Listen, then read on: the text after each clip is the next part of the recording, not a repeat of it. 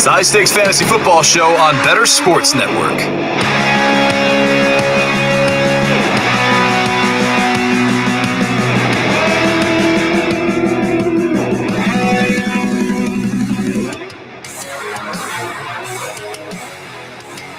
Seven o'clock in the PM on Thursday means it is time for the High Stakes Fantasy Football Show right here on the Better Sports Network. I'm your host, Eric Balkman. You can find me on Twitter at Eric Balkman. You probably know me from the FFPC, the High Stakes Fantasy Football Hour, the RotoViz High Stakes Lowdown, amongst other things. And I want to welcome in my special guest co-host tonight, joining a long line of FantasyPros legends to co-host the show with me. We've seen Thor Nystrom. We've seen Derek Brown. We've even seen Pat Fitzmaurice. But tonight, we get our first taste of the mind of FantasyPros' own Andrew Erickson. You follow him on Twitter at Andrew Erickson _. Welcome in, buddy. Thanks so much for joining the show. Eric, thank you so much for that introduction. When I'm just put into a tier with those legends that you listed off, I'm just honored to be on the show. And I love your Twitter bio, because who wouldn't want to follow you when they read this? Make it easy for you to win at fantasy football is your goal, right? That should be everybody's goal. Let's make fantasy football. It's already fun. We obviously know it's fun, but when it's easy, man, that's even better. How long have you been with FantasyPros? How long have you been in the industry? If you can get the quick and dirty bio on yourself here. Yeah, so this will be my second year full time at FantasyPros as a fantasy football analyst. I was previously with PFF for two seasons as a full-time guy there. And before then, I was doing some part-time work, Gridiron Experts, fantasy data, a couple spots here and there, just picking up work. But yeah, I mean, talking about fantasy, creating content about this game that I'm absolutely in love with. I could not ask for a better full-time job. That's fantastic. And I'm glad we're having you on tonight, because you're very knowledgeable about the game. Not only that, but FFPC and FantasyPros are partners this year on the FantasyPros Championship, a contest that is going to pay out a $1 million grand prize. The prize pool from the mid-stakes contest from last year, it's up, I want to say almost 30%, maybe 35% as far as what we're paying out. And $1 million for just a $350 entry fee for a grand prize. That's fantastic. So make sure you're registering for that at myffpc.com. Don't forget, the main event slow drafts are already going on as well. That's another competition that we have. That's a $1 million grand prize. And if you want to play dynasty fantasy football, which I know Andrew Erickson has a lot of knowledge on that as well, you can do so 365 days a year fantasy football dynasty leagues at myffpc.com. 1,400 plus leagues over the last decade and more, and we've never had a league fold. So make sure you're registering for that, myffpc.com, plus all the other leagues and formats we just don't have time to mention over at myffpc.com. Shout out to our producer, Anthony Rivera. Coming up on tonight's show, we're going to get into the news in the first segment. Obviously, a lot of news with the running backs and not getting paid. How does that affect you for fantasy? How should it affect the way that you draft these players? We're going to get into that. We also have not had the chance on this show yet to talk about DeAndre Hopkins, the newest member of the Tennessee Titans. How does that affect Treylon Burks, Chig Okonkwo, Ryan Tannehill, and more? We'll get into that. That's all in the first segment. Coming up in the second segment, we're going to talk about some of the values that you can get in the FantasyPros Championship right now. Who are the players that Andrew Erickson thinks are coming at a discount that you should have on your team as you begin your quest, or maybe continue your quest for a $1 million grand prize? We're going to get into where does Andrew stand on certain players, certain polarizing players drafted pretty high up in the FFPC leagues and obviously the FantasyPros Championship leagues. We're going to get his thoughts on where he stands on those. And then to wrap things all up tonight, Andrew has a ton of 0 RB best ball targets. So if you're in the FFPC best ball tournament, gunning for that $200,000 grand prize, you decide you're going to go 0 RB in it, we're going to examine some of the running backs you should be looking at. And I would imagine that's going to cover you for a lot of contests with the FFPC as well. So it is a massive show tonight. It is huge. We're going to get into a lot of stuff tonight, and we're not going to get into it unless I stop blabbering. So I'm going to do that right now and let Andrew take over. Let's talk about this Saquon Barkley thing. So we found out that Barkley, Pollard, and Josh Jacobs could not come to terms on a long-term deal with their respective teams by the deadline, which was earlier this week, which means they now have to play the season on the franchise tag if they choose to sign it. Saquon Barkley has already threatened to sit out the season. Now, here's where I stand on this. As I look at the ADP data for the Fantasy Pros Championship, Andrew, right now, over the last 3 days, you are looking at Saquon Barkley as the 7th running back off the board, falling to the middle of the 2nd round. We covered a live draft on one of my other shows for the FFPC, and he fell to the 208 on Tuesday night. So he's looking as a mid-2nd round pick. I am totally assured that he is going to play this season. What I am a little bit nervous about is the fact that he probably is going to sit out training camp and the preseason, and he's going to report right before week 1.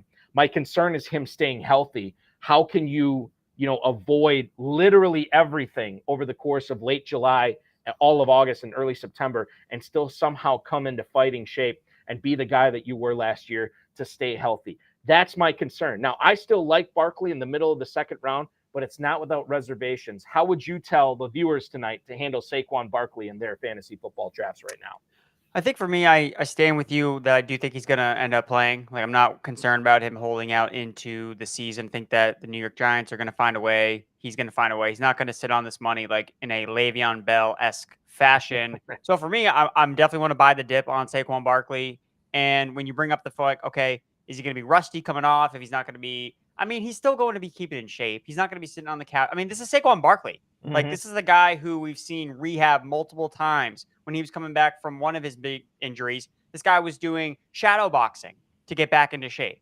So he still wants to get his money. He's still got to play out the franchise tag. We'll see how this ends up playing out. But for me, I want to buy the dip on Saquon, and I almost prefer him in bubble wrap. Like, I mean, if he's out in training camp playing preseason games, like, those are just more opportunities where he can get hurt. We see guys get hurt in training camp all the time. So I'm not so sure that we can just pinpoint and say, oh, well, he's at such a higher risk because he's going to miss training camp. It's like, guys get hurt in training camp a lot.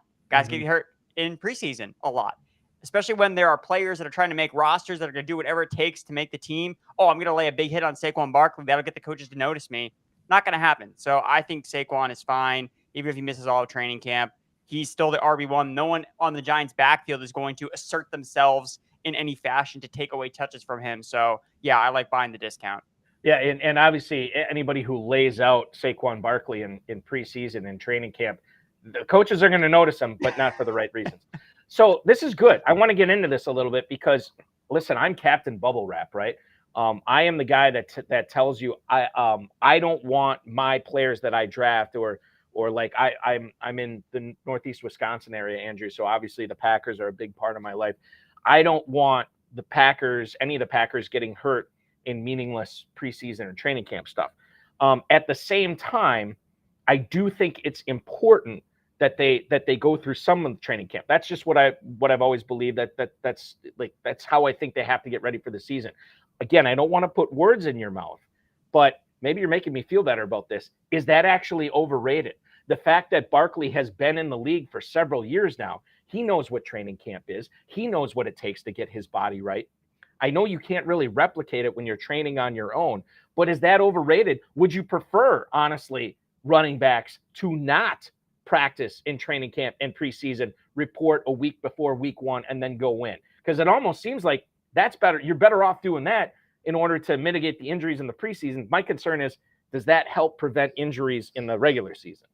I mean, if you ask any running back if they want to do training camp or do preseason, they're probably all going to say no. Like, that's one of the things we were talking about, Dalvin Cook, for example. Like, that's why he hasn't signed with the team, because he doesn't want to practice in training camp because he's an older player. And not to say he's even that much older than a Saquon Barkley, but Saquon Barkley knows how to get his body right. And these athletes are so into their routines. Now we have to do everything team related. Okay, that changes how I do my recovery and how I do my setup to get ready for the season. So he can still get ready for the season. And the way that the franchise tag is structured, because he didn't sign it, he's not actually going to get fined. Like, right. This isn't one of those situations where he's going to be fined for missing practices. He's only going to get fined if he misses games, regular season games. So I think that this is a smart move by him, honestly, just to try to use some of the little leverage that he has by sitting out at least training camp, because he's still one of the leaders in the locker room. And hopefully the Giants notice that. Maybe their practices aren't as intense without Saquon Barkley because they don't have that leadership there in the locker room, because he's the best player on their offense. Like I don't think that's crazy to really think about. Like was their engine of their offense last year, and he's a guy that I think that especially Daniel Jones would definitely vouch for. My buddy Christian Barney Newkirk, who I play against in several dynasty leagues, chiming in the Facebook chat right now saying he is Team Barkley. And I got to tell you, I am too. I think we're of one mind. Buy the dip on Barkley. I'm a fan of it. The one thing I'll wrap up the Barkley discussion with this, having nothing to do with Saquon Barkley. Regardless of if he reports or not, Andrew, people are going to be looking at drafting the injury away type guys in the backfield.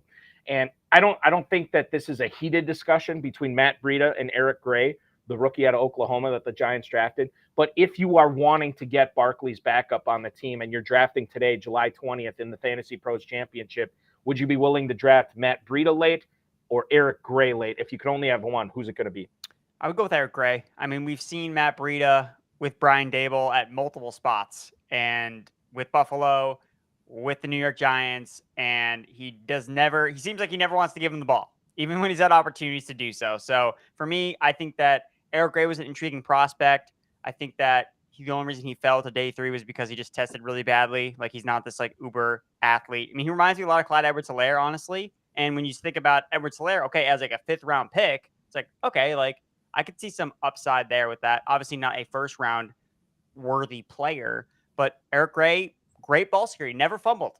Like that in itself is a reason why the Giants could like him, because, hey, he's not going to put the ball on the turf. That's all we need. When we look at news going on right now in the NFL, there's not a ton of it. There's a lot of speculation. There's a lot of beat writers chiming in on stuff they think about, but there's not a lot of news. Well, we did get a piece of news this week in that the Lions and the Jets have hooked up on a trade. The Lions are sending a 6th round pick to the New York Jets in exchange for a 7th rounder in 2025 and former 2nd round pick wide receiver Denzel Mims. Now, I don't bring this up necessarily of like, oh my goodness, we got to hop all over Denzel Mims. I'm curious to your thoughts on what Mims is going to be on this team for anybody looking to get off to a fast start in the Fantasy Pros Championship. Is Mims worth a late flyer, knowing that we're not going to see Jamison Williams on this squad for a month and a half? I'm going to say no to Denzel Mims being any type of factor. You know, Denzel Mims really made the reason he was on the roster so long for the Jets is because they liked him as a blocker. Like that's what they really valued with him, as a run blocker. And that's the kind of guy that Dan Campbell likes. Like, he likes these gritty, big wide receivers that, hey, you're going to block? Okay, then you're going to play. Like, that's where I see Denzel Mims kind of fitting here. They have 2 running backs that they really like a lot. So for me, yes, maybe we see one of these guys emerge behind Amon-Ra St. Brown, but I think it's going to be the Gibbs and Montgomery show, at least until Jamison Williams comes back, with the Sun God obviously being the number 1 target. And he will be. And I think the thing is that you know, this is interesting now, right? And you can look at, maybe Mims is more of a best ball guy, but quite frankly, when Williams comes back, Mims is a jag, right? Like, there's not that he's going to be traded to Jacksonville, but he is just a guy at that point in this Lions offense. And don't forget about Sam Laporta and Jahmyr Gibbs, who we're going to get into later on in the show as well. I was kind of hoping that Mims would come to Green Bay, but I think the Packers are good with what they have there. Rightly or wrongly, it seems like they're going to go to battle with Watson, Dobbs, and all those young guys there. I want to stick with the Jets conversation here, Andrew, and talk about Breece Hall.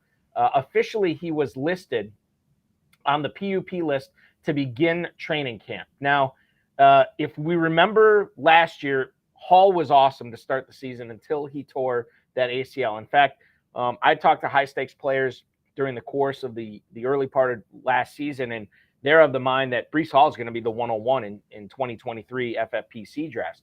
Then he tears his ACL. This is a guy that was averaging almost 6 yards a carry. He gets Aaron Rodgers now instead of Zach Wilson, and he has fallen in the Fantasy Pros ADP now, going at the 305 as running back 11 for a guy that a lot of high stakes players were considering with the 101, not first running back, 101 in drafts this year until he got hurt, obviously. How do we handle Breece Hall, knowing the upside, but also knowing that he's on, again, the preseason PUP, which is different than the regular season PUP. But the preseason PUP is where Breece Hall is right now. We're drafting right now. How do we handle Breece Hall when we're on the clock and it's the mid-3rd round, which is where he's going right now? It's easy. You press the draft button on Breece Hall. So the thing with me with Breece Hall is, okay, Maybe he misses week 1. Maybe he doesn't start the season out super hot out of the gates. It's to be expected coming off a major injury, but Brees Young is young.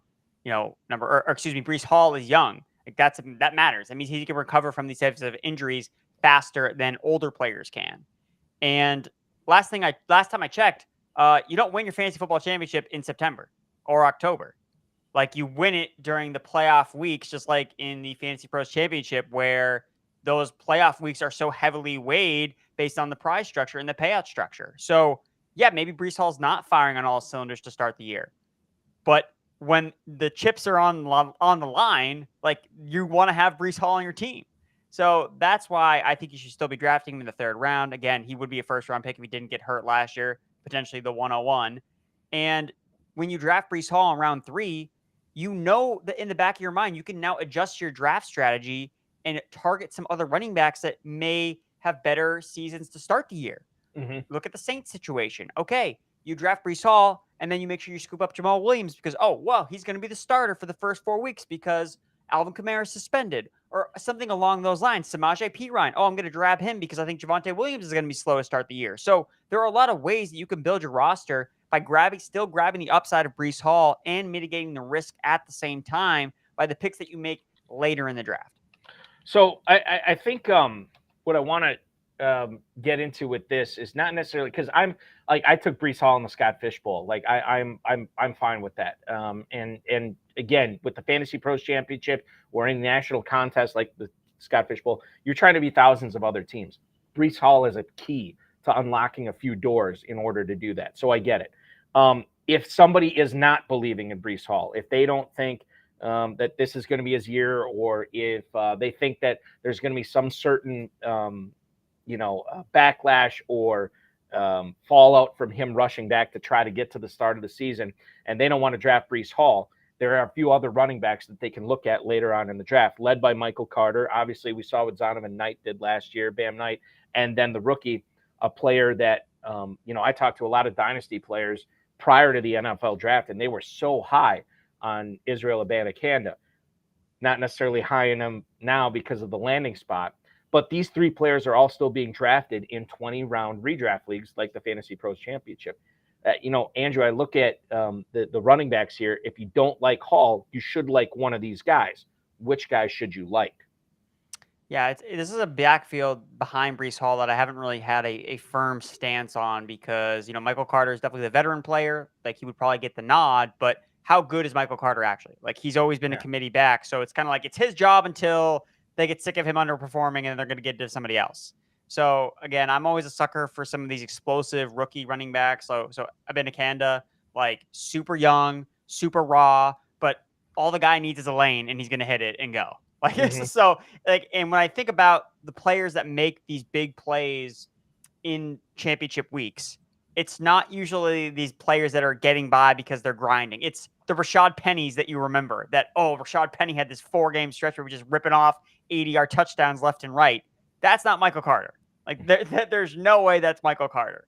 So for me, it's Abanikanda. Even if he's buried on the depth chart to start the year, which is, I would not be surprised at that at all. But from like a pure talent standpoint, I mean, the guy's got gas. So that's who I would probably lean on. He's probably also the cheapest, probably him and Knight. He's probably cheaper than Michael Carter as well.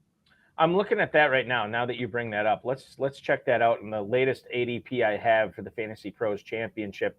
As far as backup running backs go, Abanikanda and actually Michael Carter and Abanikanda are basically back-to-back right now in the 16th and 17th round. Abanikanda is running back 66. Michael Carter is running back 67. I'm not seeing Bam Knight on there. But to your point, Bam Knight is not going to be that Arlen Harris, Jamal Charles, let's go crazy at the end of the season running back type player. So I think that there's a lot of reason to be liking Abanikanda, taking him late now and stashing him on your roster literally as long as you can just to see what happens at the end of the season.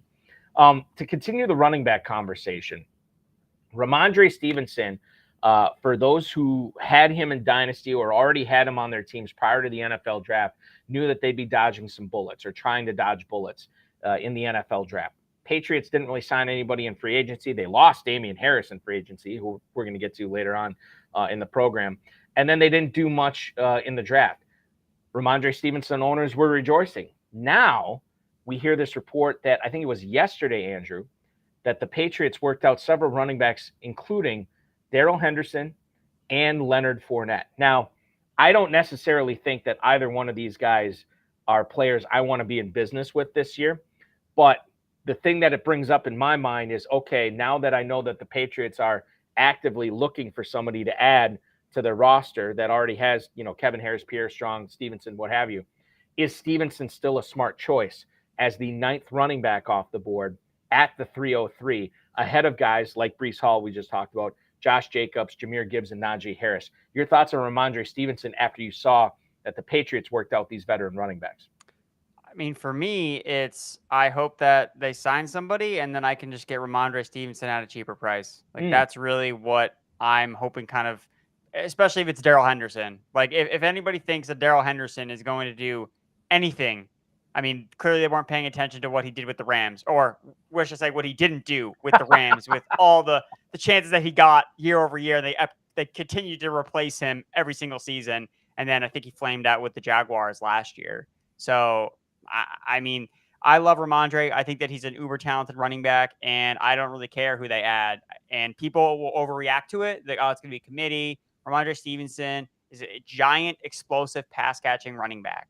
Like, he checks off all the boxes of a fantasy running back that you would fall in love with, and we saw it last year. He's still going to be the engine to this team. And even if they bring in somebody, I mean, they brought in James Robinson, and then they cut him. And people were worried about James Robinson. So I'm not worried about any of these players. Fournette is way past his prime, and Darrell Henderson has been a Jag, is a Jag, will continue to be a Jag.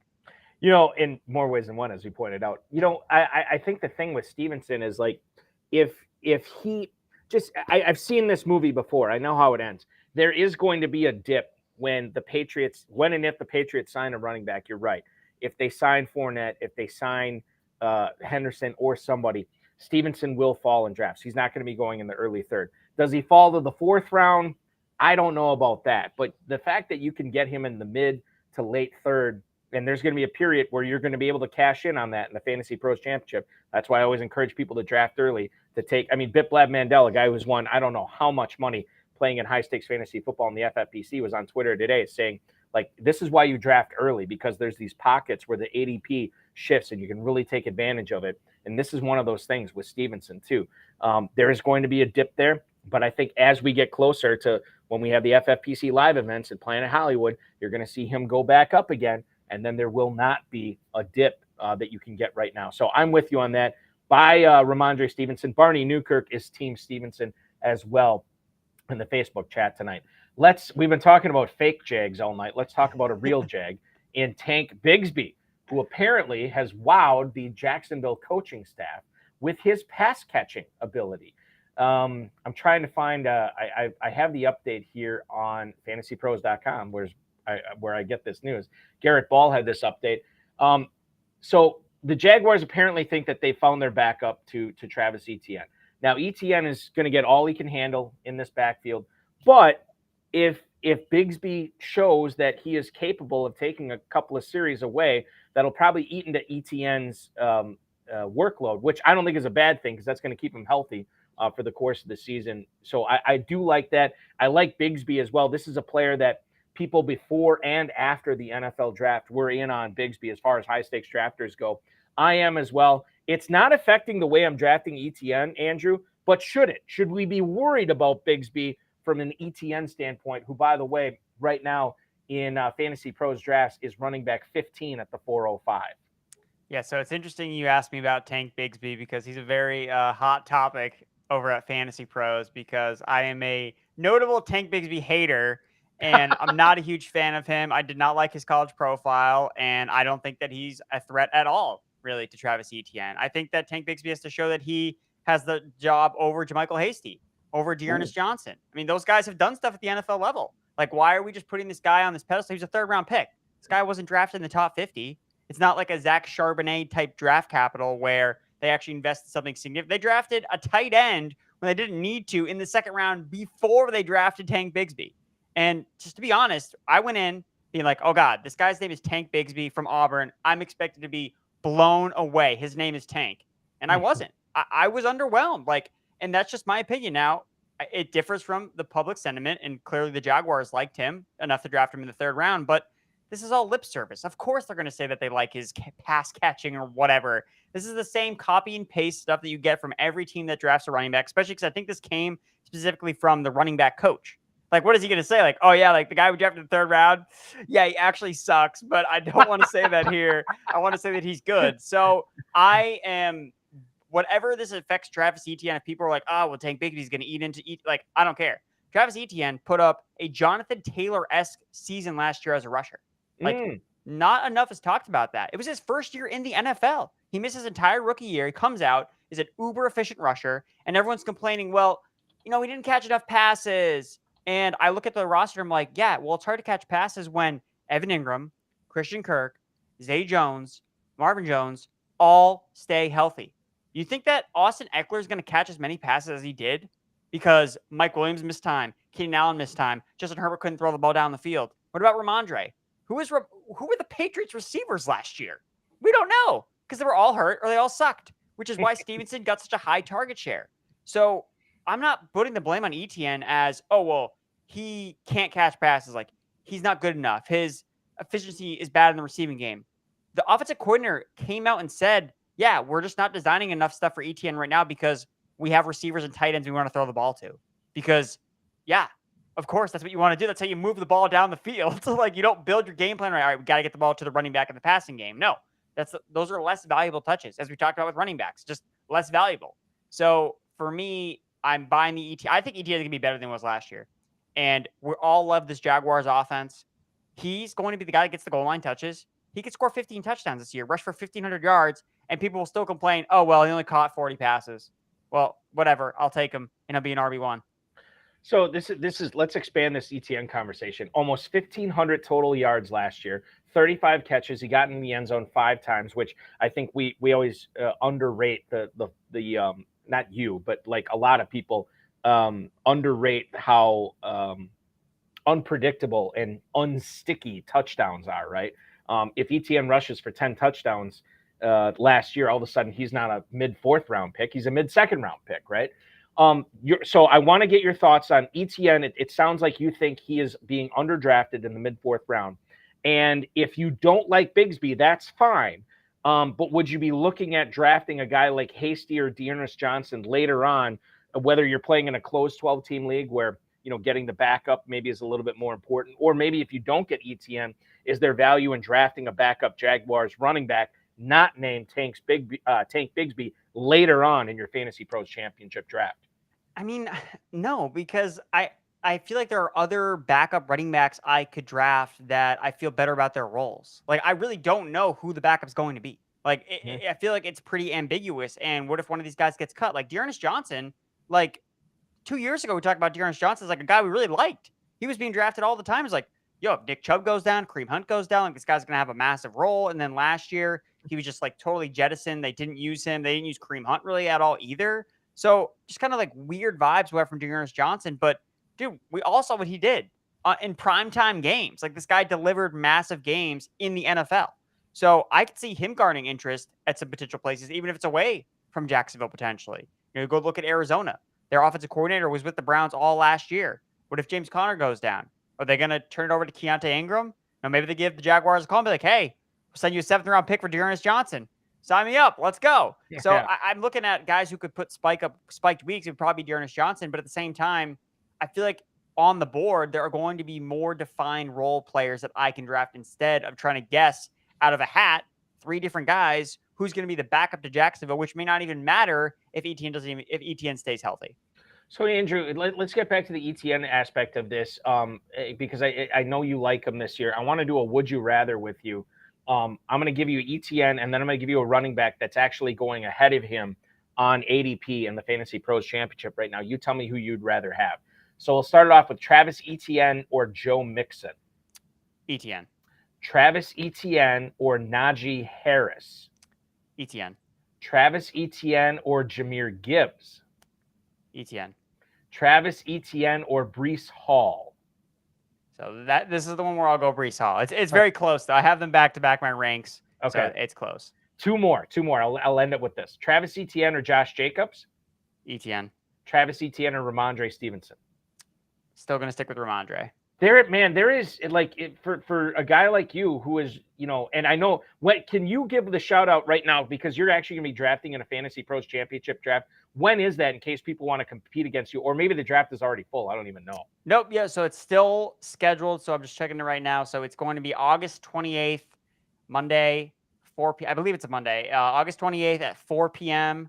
I know one of my buddies has already joined it, and he's a big Travis Etienne guy too. So Etienne won't last that long in this particular room. So just so you know. For anybody who wants to try to beat Andrew Erickson and get this $1 million grand prize in the Fantasy Pros Championship, myffpc.com, click on Fantasy Pros Championship. The league number is 54271, 54271, 4 p.m. Eastern on August 28th. You can take down Andrew Erickson or maybe get destroyed by him. Either way, it's a fantastic story. We are up against it, but I do want to get into this, and we probably should have let off with this. This is me being a horrible show sheet preparer. DeAndre Hopkins is now a Tennessee Titan, Andrew. There's a lot of different things to unpack with this. Let's start with Hopkins and himself. I never really docked him in my, not that I do rankings, but when I was doing drafts, I never really pushed him down when he didn't have a team. I always thought he was going to have a team, and I always thought he was going to be a focal point of that offense. In the 3 days since he has signed with the Tennessee Titans, he is 4'11" on average, gone as high as the 402. On average, he is the wide receiver 21 right now. He's behind Judy and Deebo Samuel. He's right ahead of Christian Watson and Drake London. Does that seem about the right spot, the end of the 4th round, that you want to be in business with Hopkins? Or should he actually be going higher given the target share that he should command in Nashville?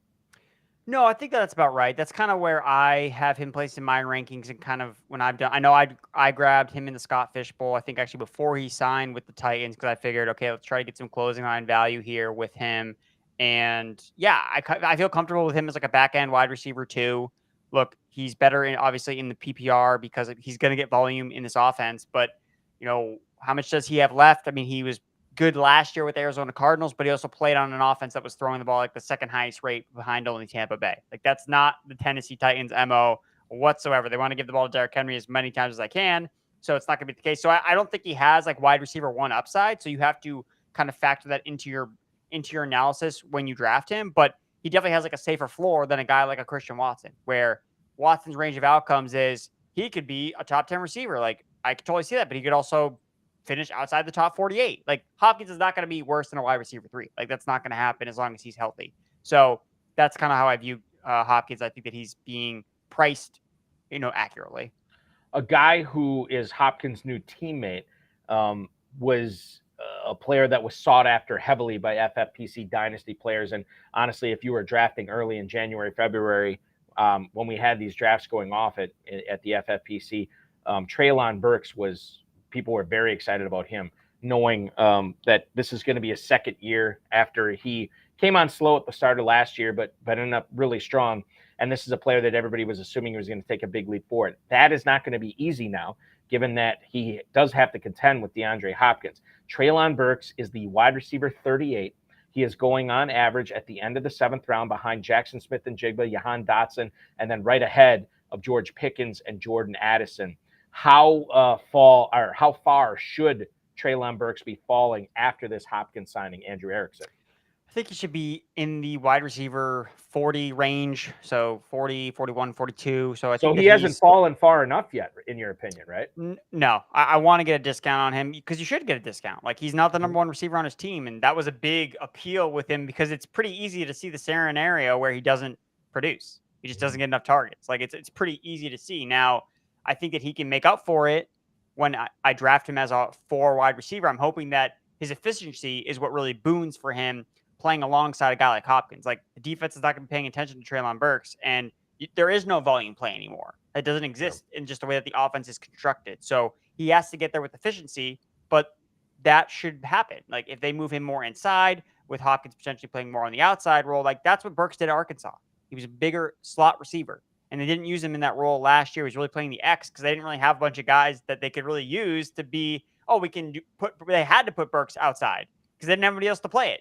But now they have Hopkins. So I do like Burks as a wide receiver 4, but not someone anymore that I'm like, oh, I need to get. It's more, hey, he's falling. I'll scoop him up.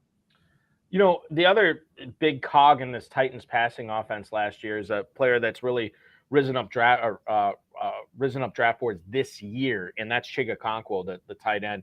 He is still going as tight end 12, right behind Dalton Schultz, right ahead of Greg Dulcich. He's going, again, tight end premium, so he's going at the 9-10 turn right here as tight end 12. How much or how little does Hopkins affect Chiga Okonkwo's output for the Titans offense this year? And is that a good spot to be drafting him in the early 10th round, Andrew? No, that is not a horrible spot to be drafting Chiga Okonkwo, in my opinion. Look, we weren't even sure how many targets he was going to get with Treylon Burks.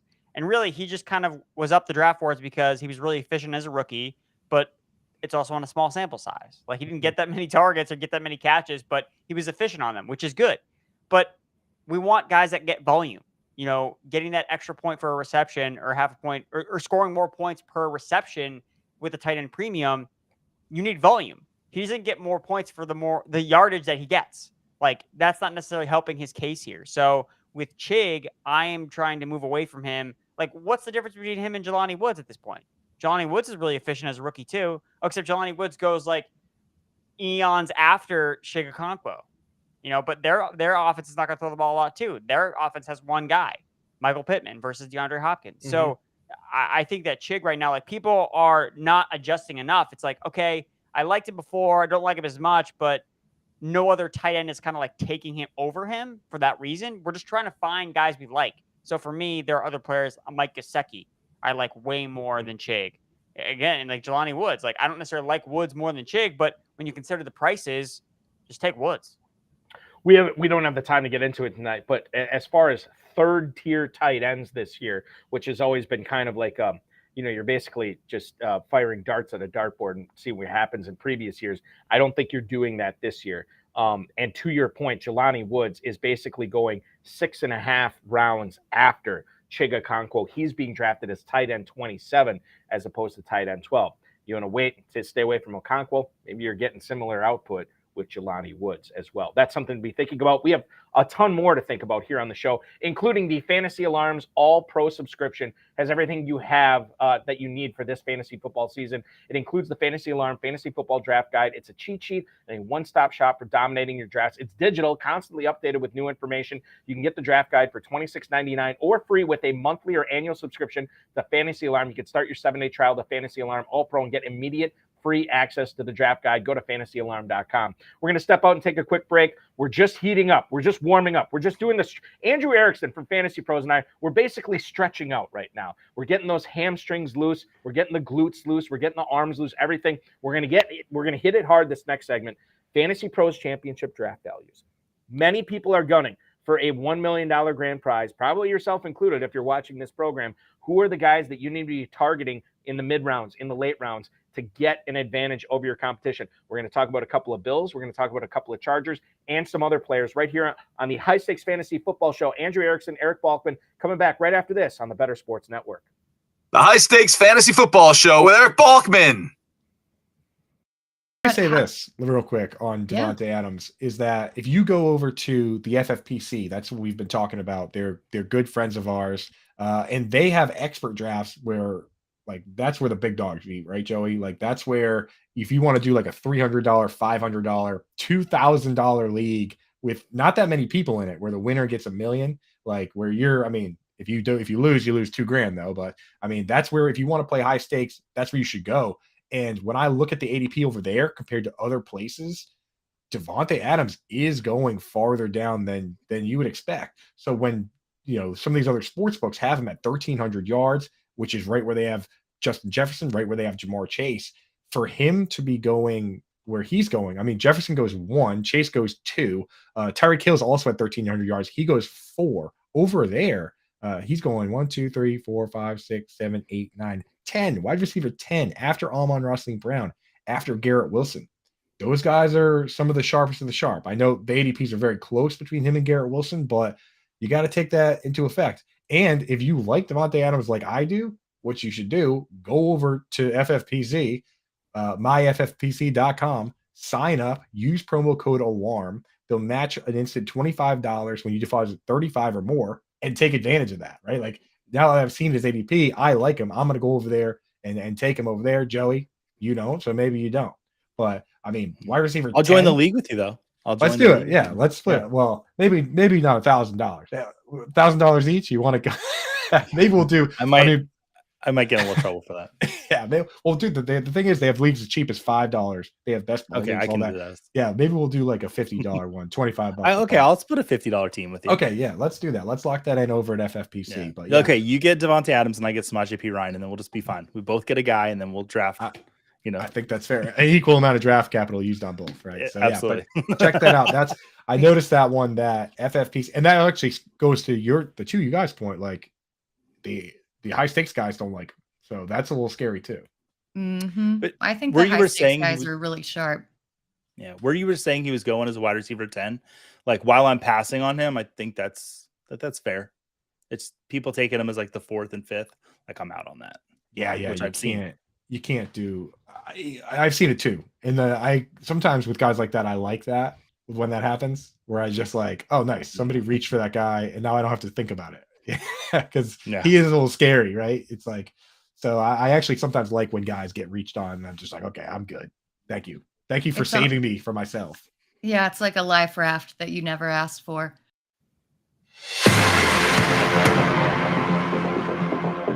It's the High Stakes Fantasy Football Show on Better Sports Network. 19 minutes until the top of the hour here on the High Stakes Fantasy Football Show, brought to you by the FFPC. We're on the Better Sports Network. He is Andrew Erickson. Follow him on Twitter at Andrew Erickson _ from FantasyPros. I'm Eric Balkman, HSFF Hour, RotoViz High Stakes Lowdown, and the FFPC. By the way, the FFPC, the home of season-long fantasy football. 2 separate $1 million grand prizes this year in the FFPC main event, as well as the Fantasy Pros Championship. We're going to be crowning 2 millionaires this year with the FFPC. You can also play in best ball leagues, dynasty leagues, our Terminator tournament, FFPC Weekly Challenge, the Super Bracket, Varsity, High Society, everything we have going on at myffpc.com. And by the way, you can use promo code ALARM at myffpc.com for an exclusive offer to get $25 off your first entry of $35 or more. That means the $35 league is just costing you $10.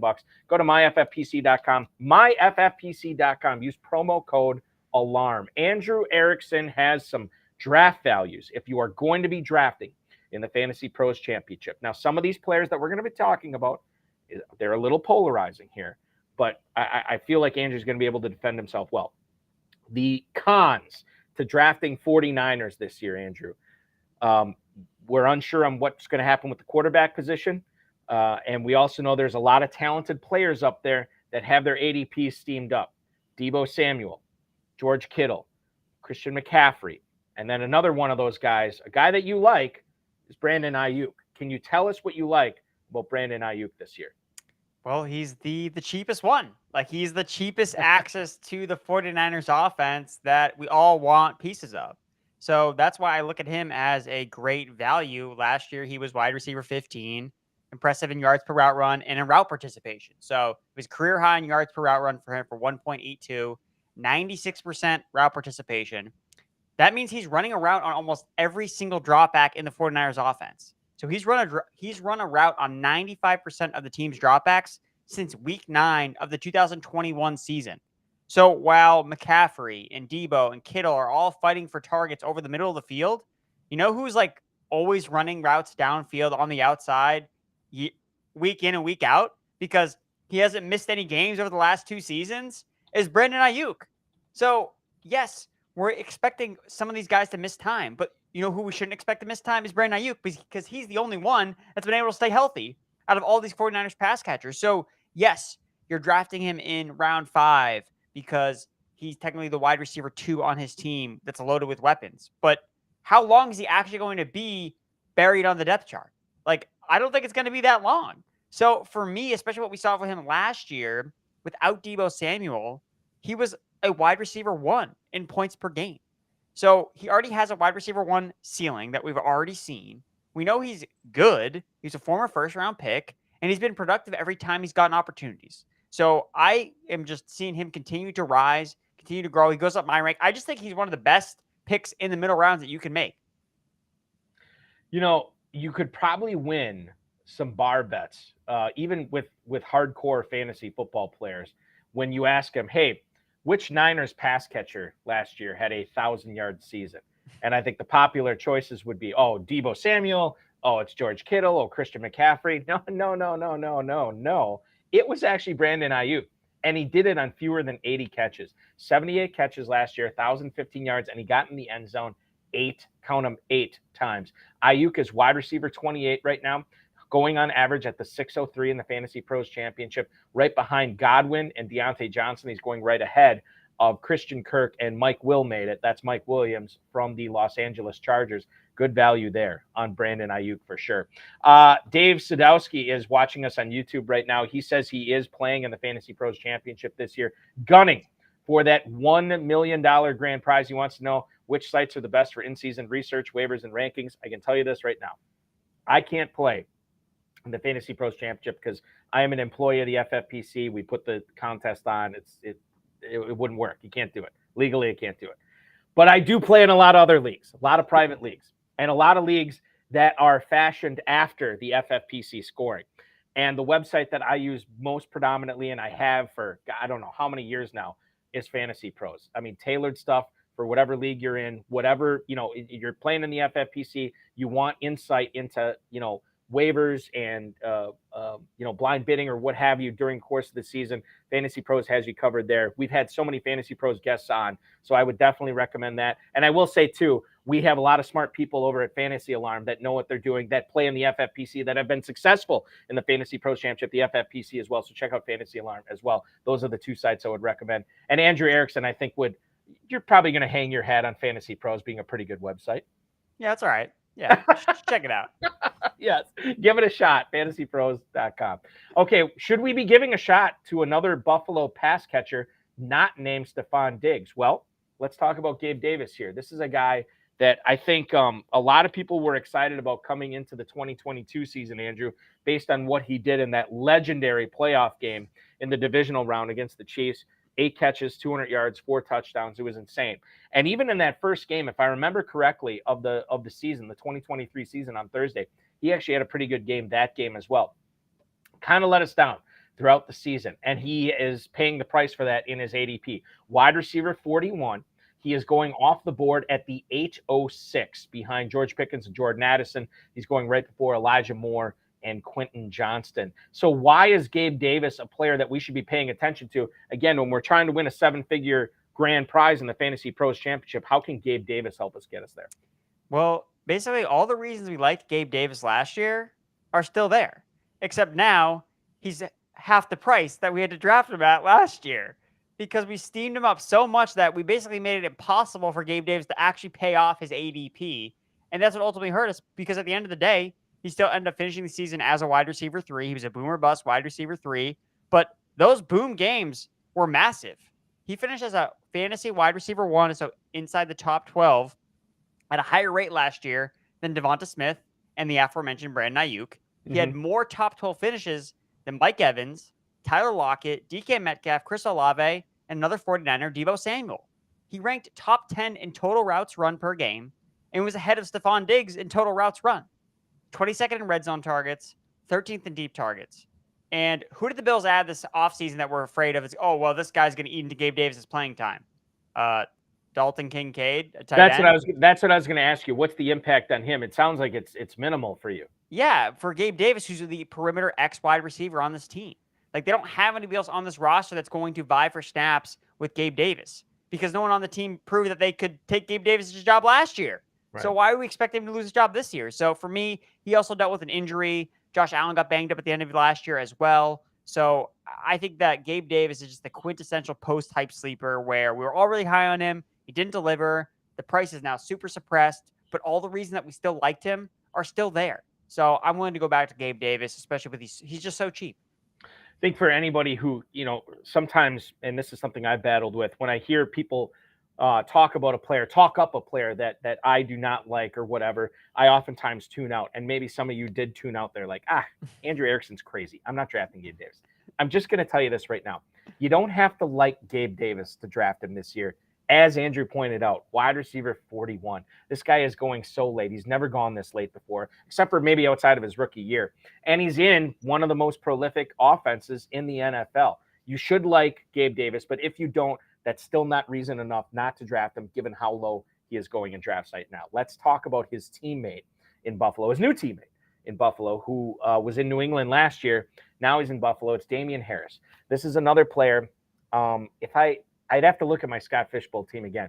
I either was going to pick him and I got sniped, or he's on my team.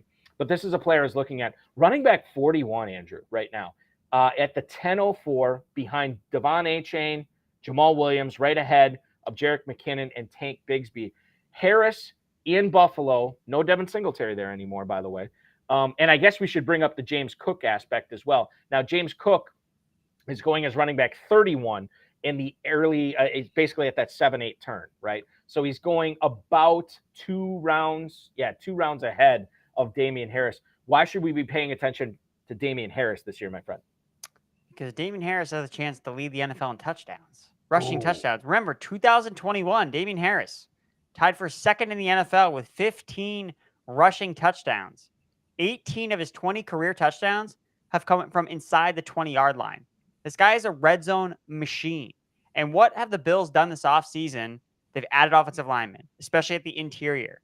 They've talked about, okay, maybe we don't want to use Josh Allen as a battering ram at the goal line. We want to protect him. We want to protect our franchise quarterback. We saw him get banged up last year, and what do you know? That didn't work out in their favor. They needed a guy that could rush between the tackles at the goal line. Devin Singletary couldn't do that. Damian Harris has done that at multiple stints, and the Bills have seen it firsthand. There have been so many games, Patriots-Bills, where Damian Harris has run wild over Buffalo's defense. So they've seen it. They've seen it work. And I think they're going to deploy Damian Harris in this goal line rushing role, and that's going to lead to a lot of touchdowns. If I'm going to push my chips in on a guy being this year's Jamal Williams, it's Damian Harris. And I think that's important to remember, too, because this isn't just lip service that we think, oh, Josh Allen, he's going to regress to the mean he's not going to get that many rushing touchdowns. This is something that both Allen and McDermott have talked about in not having Allen rush the football as much as he did the last couple of years in order to prolong not only his NFL career, but prolong how many snaps he's going to be out there over the course of the season. And then the Bills went out and got Damian Harris, a guy who's had more than a few really good games running the ball with New England. Now he goes to Buffalo. No Devin Singletary there as well. Are you staying, given how everything you've talked about with Damian Harris, are you staying away from James Cook in the 8th then because you think Harris is the better value in the 10th? Yeah, for the most part. I mean, James Cook's still he's going pretty late too. Like, I'm not opposed to taking James Cook where he goes. Like, I honestly don't think drafting both Bills running backs is a bad strategy, to be totally honest. Like, I consider drafting both of them sometimes, depending on where they're going in drafts. But usually I opt for Damian Harris just because he goes a little bit later. I think that in full PPR, I think that James Cook is definitely more appealing. But in any format that is really touchdown heavy, the half PPR, Damian Harris is definitely the guy I want. Ever since Tyreek Hill left Kansas City, we've been, to borrow a drug reference, which maybe I shouldn't be borrowing, we've been chasing that dragon, right? We've been chasing the dragon of the Chiefs wideouts, right? Who's going to be the guy? Marquez Valdes-Scantling, Juju Smith-Schuster. Obviously, we've seen more than a few guys come to that Kansas City wideout. Kadarius Toney last year after he got traded as well. Now, none of them, I would say, have been even sniffing a top 12 receiving season, but that doesn't mean they don't have fantasy value. A guy I missed on in a lot of my drafts, my dynasty rookie leagues last year, Andrew, probably because my Packers fandom had me drafting Christian Watson all over the place, but I missed out on Sky Moore. I don't have him anywhere. I have a chance to fix that this year in my redraft leagues when I'm drafting, these new teams. Should I be looking at Sky Moore this year? Is he a value right now for you in Kansas City? 100%. Because what we're hearing out of Chiefs camp, besides the fact that, Kadarius Toney has, wide receiver 1 potential, is that Sky Moore is going to play the slot. Like, that's the role that we want Sky Moore to play. It's what he played at college when he was his most efficient. And last year, he couldn't have that role because Juju Smith-Schuster was the team's main slot receiver. Mecole Hardman was the team's main slot receiver. They used both those guys ahead of Sky Moore, and those guys were mostly effective when they were both healthy at points last season. But you look at what happened last year. After Juju got hurt in week 10, Sky Moore led all Chiefs wide receivers in targets over the next 2 weeks. 12 targets, 10 catches for 99 yards, over 3 yards per route run as the team's primary slot receiver. We just look at the games where Moore popped off and just saw more volume. Any game where he at least ran 10 slot routes, he saw 6 targets. He had at least 2 catches in 5 games where he at least ran 7 slot routes. Like, this isn't a lot of slot routes, but when he was inside operating as the team's primary slot receiver, he was getting targeted. And this is the role that they're projecting him to play, that they want him to play in 2023. So I love Sky Moore coming out. It's not really surprising to me that he didn't hit the ground running as a rookie, coming from such a small school system like a Western Michigan. So I mean, dare I say, the sky's the limit. God, Jesus. Andrew, how many kids do you have? Because that was a fantastic dad joke. Joey P and Derek Brown always talk about how I'm great with the dad jokes, even though I am not a dad as far as I know. Well, listen, you are dialed in for that portion of fatherhood.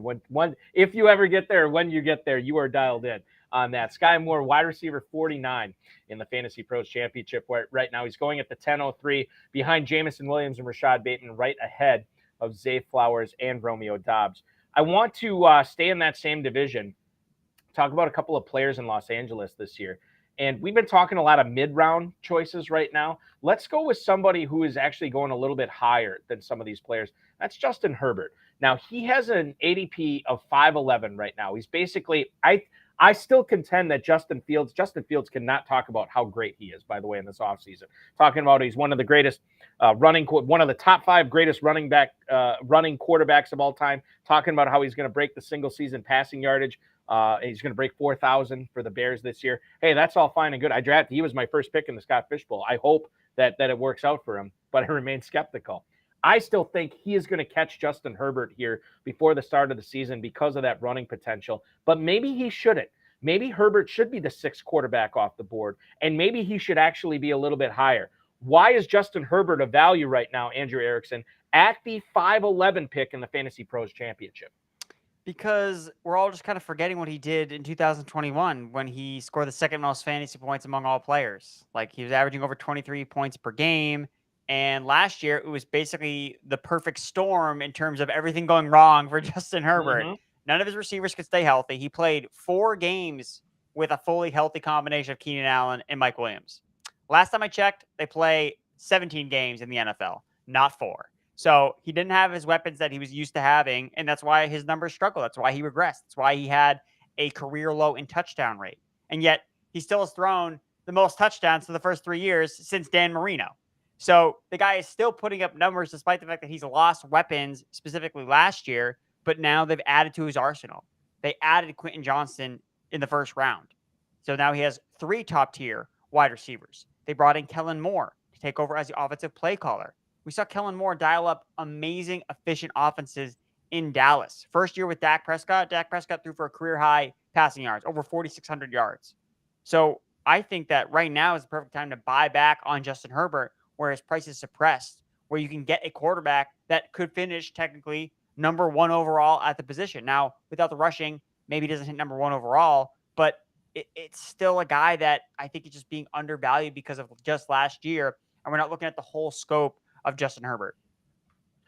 I give all the praise in the world to Mike McCarthy because he helped bring a Super Bowl championship to Green Bay. That said, the last couple of years when he was a head coach in Green Bay, I did not want to see him there anymore. He goes to Dallas. They decide basically, and I don't know who made this decision, but Kellen Moore moves on from Dallas to Los Angeles. And Mike McCarthy said something to the effect of, yeah, Kellen just wants to pass all the time without really concern of what it's doing to the defense or what have you. And I said, that's a fair point. But at the same time, I want to draft fantasy players that are playing for Kellen Moore. I want to draft the pass catchers that are going to be going pass all the time. Austin Eckler is a phenomenal pass catcher. Gerald Everett, I mean, he was a darling for a lot of high-stakes players last year late in drafts, and myself included. I grabbed him in a ton of drafts late as a backup and ended up starting him in a lot of my leagues. And then you consider Keenan Allen, Mike Williams, and you use a first-round pick on Quentin Johnston this year. How do you take advantage of all that value? You draft Justin Herbert. But maybe you want to do something else. Maybe you want to grab another Charger on your team. And maybe you're not a believer that Austin Eckler is going to stay healthy all season. Maybe you're not a believer that Austin Eckler is going to be able to have this massive workload week in and week out. Okay, so let's look at the backup running backs there. There's 2 of them going in the Fantasy Pros Championship very late right now. You're looking at Joshua Kelly, running back 69 at the end of the 17th round, and then Isaiah Spiller, running back 80 at the 18-19 turn, basically there. You could cash in on either one of those. They're basically free. If you're picking between one of those right now, Andrew, who is the better value, Josh Kelly or Isaiah Spiller? I'm going with Josh Kelly. He's a more trusted veteran player. Isaiah Spiller just entering his 2nd year. Isaiah Spiller had the runway last year as a rookie to make a splash, and he he face planted. Like, he did absolutely nothing to carve out a role behind Austin Eckler. Now, Joshua Kelly didn't necessarily light up the scoreboard, but he got to play. Like, when he played, he posted career highs in terms of efficiency, in terms of rushing yardage. So I think that he's the guy. Like, we talk about players like Samaje Perine last year, right? Nobody wanted Samaje Perine. I don't even think he got drafted. Like, people just didn't draft him. They're like, oh, it's going to be Chris Evans. It's going to be this guy. It's going to be the backup to Joe Mixon. And we're all wrong. It was Samaje Perine.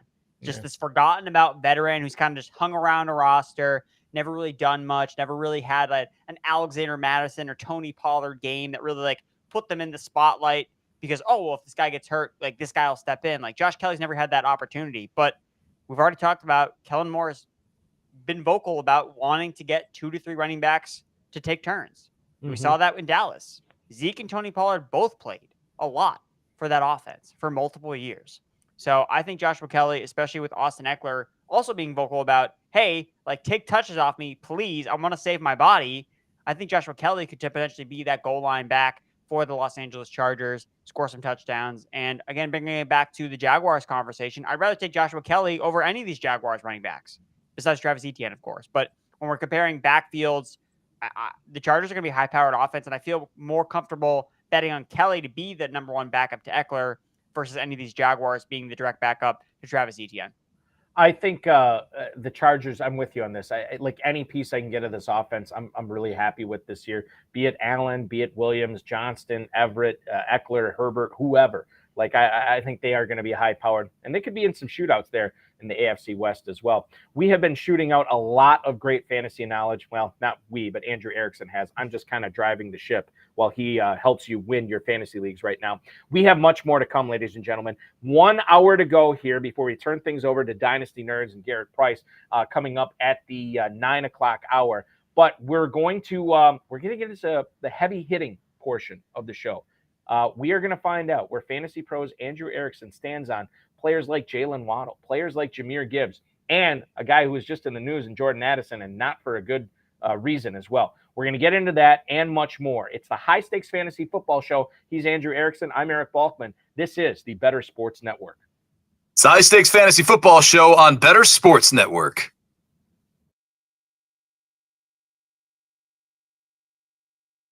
What can we expect from you out there on the track tonight? Listen, I have a wife, 2 kids. I have, full-time jobs. I'm never nervous. I don't even know what that word means. Can you explain what nervous means? No. I'm ready to have fun. I've never done anything like this before. I got asked to be a part of this. This is fascinating. Like, it's so cool to just look around and see what goes on here. So I'm just excited to get out on the horse. And you want trash talk? Is that what you're asking me for? No trash talk. I hope everyone does well. All right. Everyone's going to do well, but it has to be a winner. So give me your trifecta. Who's going to come in first, second, and third? Your heat. I will go Maria 1, me 2, Willie 3, Moose goes 4th. Well, it's very simple. I won this event last year. I won my heat, and so the defending champ has to be the favorite. Now, that makes me a little nervous just because I feel like it's hard to repeat. There's a little pressure when you're the favorite. But that being said, I'm still optimistic. So your heat, it's you, yes. Moose and Keith from Better Sports Network, and Willie Colon. I think Keith might be my stiffest competition. And I asked for this because I actually recruited Keith, if you didn't know. So Keith, if you win, you're welcome. Malusis is very good. I mean, he knows what he's doing. But I'm going to go with Maria. Keith is waving to the crowd. He must pay attention because they're off. It's Mark Malusis going for the lead. Maria Marino on the outside, and now Keith Irizarry on the outside with speed, and they're 3 wide into the first turn. Woo! Mark Malusis is locked in for his life. 138 and 2. They're into the stretch. Sportscasters Derby 2. And still in front, Keith Irizarry. And now Mark Malusis is trying to squeeze on through. Come on! Jack! Come on! Let's go! Come on, kick it! Kick it! Yeah! Keith Irizarry. Keith, you did it all the way, wire to wire, over Mark Malusis. Awesome! That was so cool! The champ is here! Keith, what was it like being out there? Adrenaline rush, you were doing the Instagram Live, so there was no panic. You looked cool, calm, collected the whole time, and you won it. I felt really comfortable. I did. Like, I know you were joking with me before. Are you nervous? Are you whatever? What are you? David, the driver, was awesome. He's like, we're going to win this. I said, all right, let's win this. And he said, let's go. Yeah, I just felt really comfortable. I did. It was fun. We're in the lead. I got Maria Marino on the right side of me, and I'm like, oh my gosh, she's going to beat us, right? And then out of nowhere, you see Moose coming up this way, and we feel him breathing down our neck. And I'm like, Moose no! on the loose. Watch out. Moose was definitely on the loose, and we just got Moose by a neck, a nose, whatever you want to call it. Yeah, but again, all of this for a great cause, and it was absolutely awesome to do this. It was cool. All right, Keith, congratulations, and no matter what, you could always hold this over Moose's head.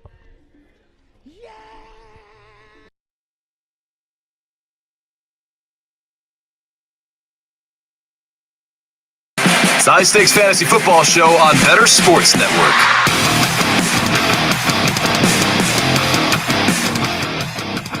Second hour underway here on the Better Sports Network. This is the High Stakes Fantasy Football Show. I'm Eric Balkman from the FFPC, the HSFF Hour, RotoViz High Stakes Lowdown. He is Andrew Erickson, the analyst of football from FantasyPros.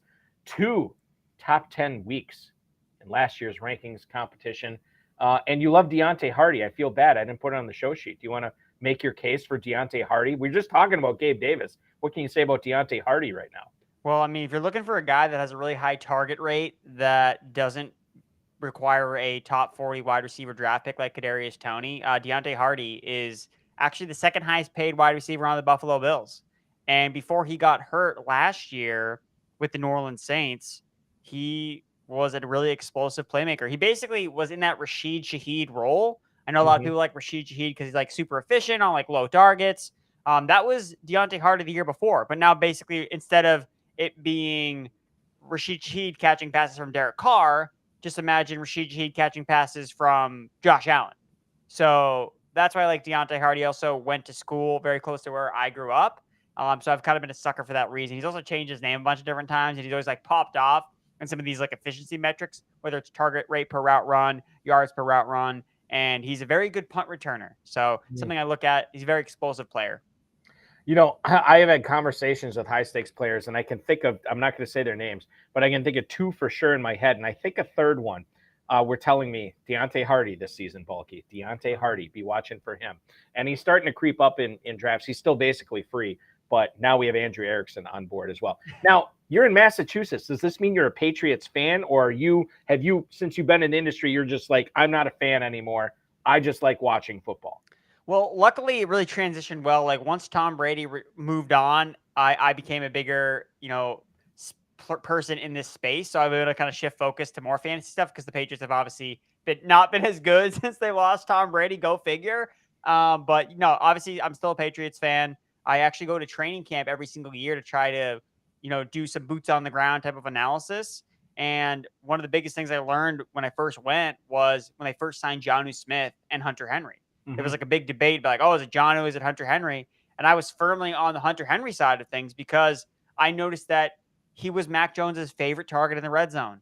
Every single time they were always using him in the red zone. They never used Jonnu Smith. And what do you know? Hunter Henry's first year, I think he caught like 8 or 9 touchdowns from Mac Jones. So very productive season. So I'm hoping this year when training camp starts next week, I can get some looks on Juju, on Mike Gesicki, who I like as a late round tight end. Like, where is he lining up? Is he actually like being used more like a receiver? So things like that. And I obviously got to see my guy Ramondre and see where he is in the depth chart. See how much he has on that RB1 role. For more information on that, when Patriots training camp opens in less than a week, follow Andrew on Twitter at Andrew Erickson _, and he will give you the lowdown on JJSS and Gesicki as well. Okay, this is a redraft segment. However, Andrew writes a lot of Dynasty content as well. We love Dynasty Fantasy Football on the HSFF show. And if you want to participate in fantasy football literally every single day of the year, where the 4 months we get during the fall and winter isn't enough, register for a Dynasty startup draft at myffpc.com. They start at the $100 level as far as entry fees. They go all the way up to $5,000. So whatever your budget is, we have a league for you there.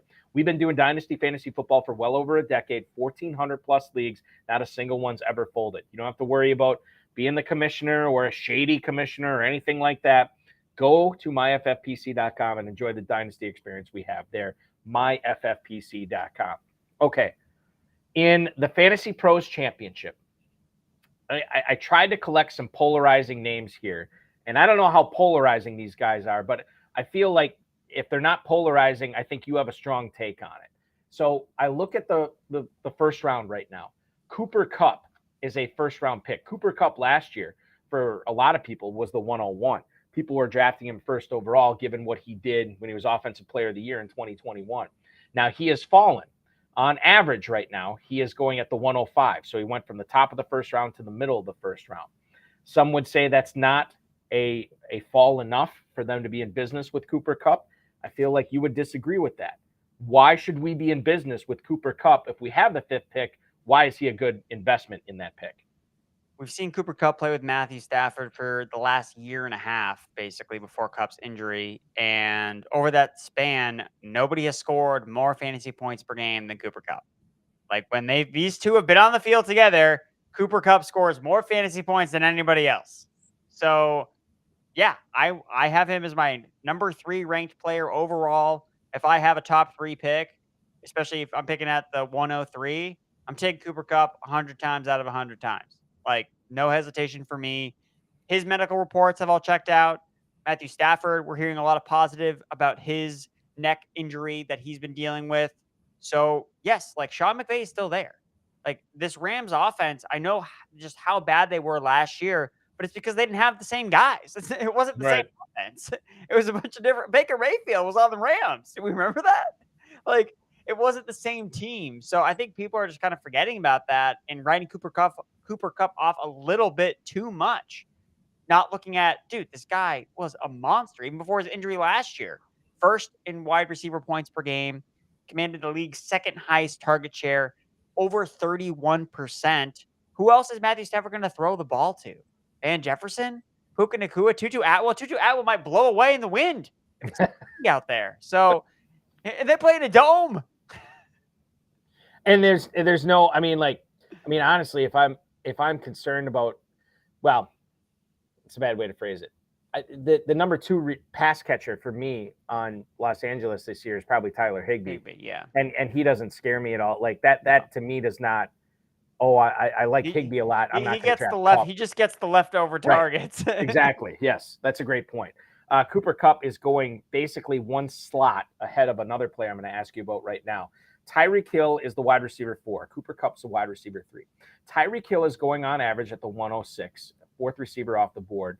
His real-life teammate, Jalen Waddle, wide receiver 11 at the 207 right now. So you're basically looking at a round and a half separating Tyreek Hill, maybe about a round, separating Tyreek Hill and Jalen Waddle. When you consider the draft capital, which is steep for both of them, when you consider the draft capital, Andrew, who's the better Dolphins receiver to draft this year? Is it Tyreek Hill or is it Jalen Waddle? I mean, it's got to be Jalen Waddle, right? Like, are we going to really fade a guy entering his 3rd year at age 24 after an absolute monster sophomore year, former 1st-round pick? The dude can absolutely fly. No, when Tua was healthy last year, over 15 fantasy points per game, wide receiver 7 numbers, over 85 receiving yards per game with Tua healthy. Look, is Tyreek Hill going to have a 31% target share again, and Waddle's going to be down at 21%? Like, I wouldn't bet on that happening. I think the gap is going to close between these two players. Like, why wouldn't it? Tyreek Hill's getting another year older. Jalen Waddle is now entering his prime.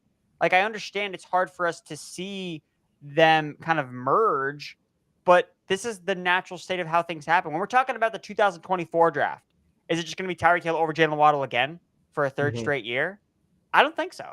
I think it's going to be Waddle over Tyreek Hill. So I want to get ahead of the curve now by drafting Waddle instead of Hill in round 2 versus Hill in round 1, because I think that's where the better value is. When you look at the spike weeks with Jalen Waddle last year, he had one fewer top 3 finish than Hill, and his top 12 rate, basically finishing as a wide receiver 1, was 38%.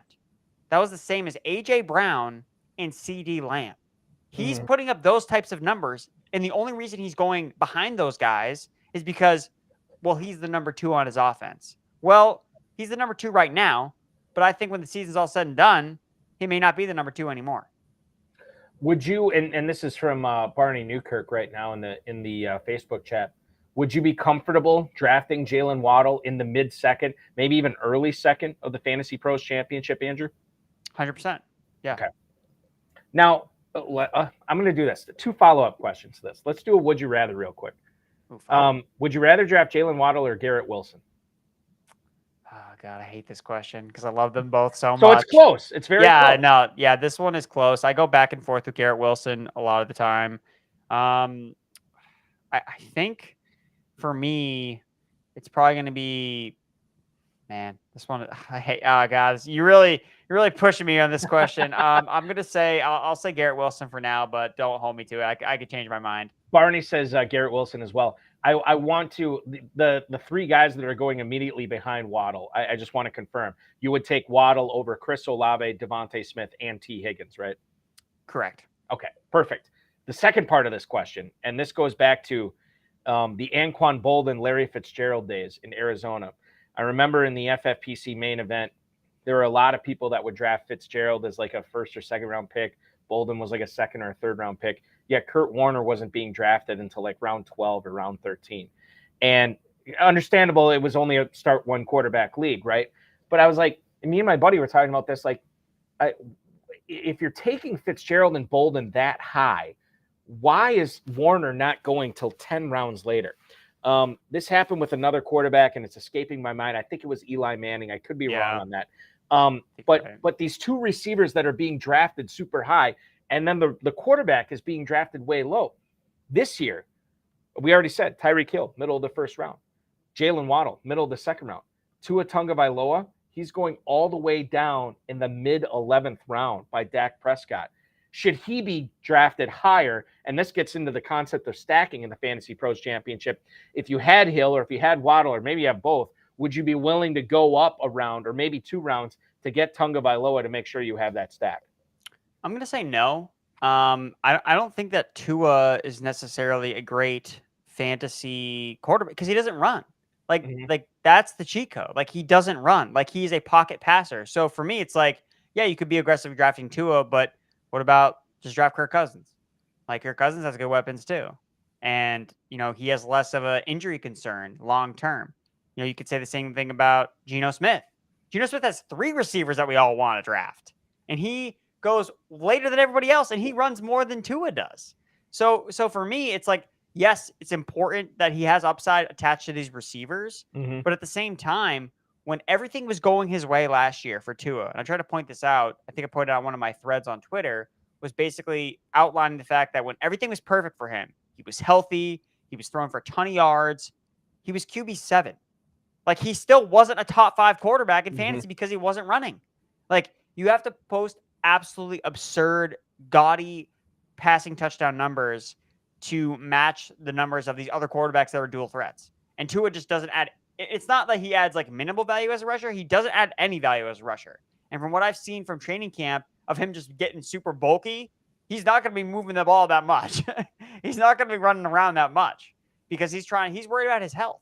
So I'm not pushing Tua up the board. I think that if he's there for you and you have a Tyreek Hill, you have Jalen Waddle, okay, it makes sense to stack him in those. And those would be drafts where I would take Tua. But I'm not reaching for Tua in a vacuum when he offers basically nothing as a mobile quarterback. Does, getting back to the Hill Waddle angle, especially Waddle, does the fact that Mike White is he's the backup there, and obviously people are concerned with Tagovailoa's health, but when you talk about Mike White as the backup quarterback there, given what we saw from him last year, is that enough confidence for you to say, hey man, even if Tagovailoa goes down, Hill and Waddle are going to be fine because this guy can ball? Yeah, I think so. And when you look at the system there that Mike McDaniel has set up, in a very Kyle Shanahan-esque way, we've seen this story before. Like we've seen backups come in for Kyle Shanahan, and what do you know? Jamie Garoppolo's out. Okay, put this other guy in. Okay, you don't miss a beat most of the time. Now we've seen it where when the fall off is so steep that it does crater the offense, which is what we saw last year with Miami. But they had nobody. They were dealing with multiple. Like it was Teddy Bridgewater, and then he got hurt, and then they're down to the third string guy. So it didn't work last year because they had so many injuries at the quarterback position. But this year they were prepared I thought that signing Mike White was a very savvy move. And we saw Mike White help put Garrett Wilson post strong numbers. So yeah, I think that that's very reassuring that yes, if something happens with Tua, if these concussions do come back or he suffers one, then at least you have Mike White to fall back on and feel good about supporting these two wide receivers. One of my favorite tight ends this year for redraft is Darren Waller, because he is moving from Las Vegas where he doesn't have to deal with target hog Davante Adams anymore. He goes to a situation in New York where, and I was talking about this a couple of weeks ago. I can't remember a team where their first receiver off the board is being drafted as low as the Giants are right now. Like they have a bunch of guys that could be all right. They have a bunch of guys that could totally stink it up. Shepard, Hodgins, Hyatt, all these other guys. Who am I forgetting here? Clayton. Yes, Darius Slayton as well. Going for these Giants receivers. None of these wow you at all. Paris Campbell, I guess, is another one. Wan'Dale Robinson. But Darren Waller, dude, going off the board right now as the 6th tight end in a tight end premium format like the Fantasy Pros Championship.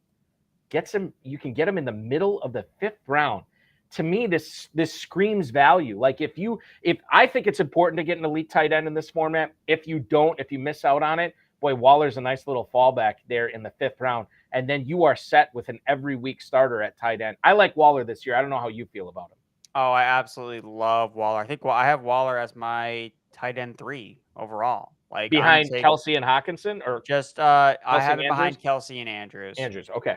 Yep. And it's because he's in this elite tier of tight ends that are drafted as their number 1 pass catcher. He's Kelsey, Andrews, and Waller, and that's really it. And I guess sometimes Dalton Schultz, depending on how high your Nico Collins person is in your draft room, basically with Dalton Schultz. But with Darren Waller, the injury is it just the injuries? I think that's the only reason why. Because who else? I mean, I think age plays a little part of it, but mostly the injuries. People are scared away from him. Yeah, but the thing with Waller, though, and his injuries and his age is, okay, so he plays tight end number 1, and we see tight ends after age 30 produce plenty.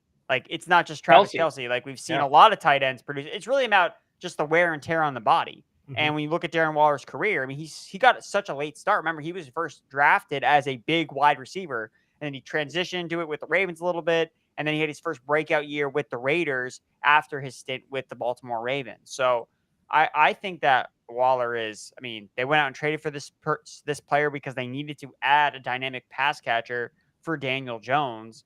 And Darren Waller can be that guy. I mean, it's so easy for him to stand out as the best catcher because he's just surrounded by wide receiver 3s. Mm-hmm. As far as the eye can see, that's all. The Giants put a monopoly on the wide receiver 3 market.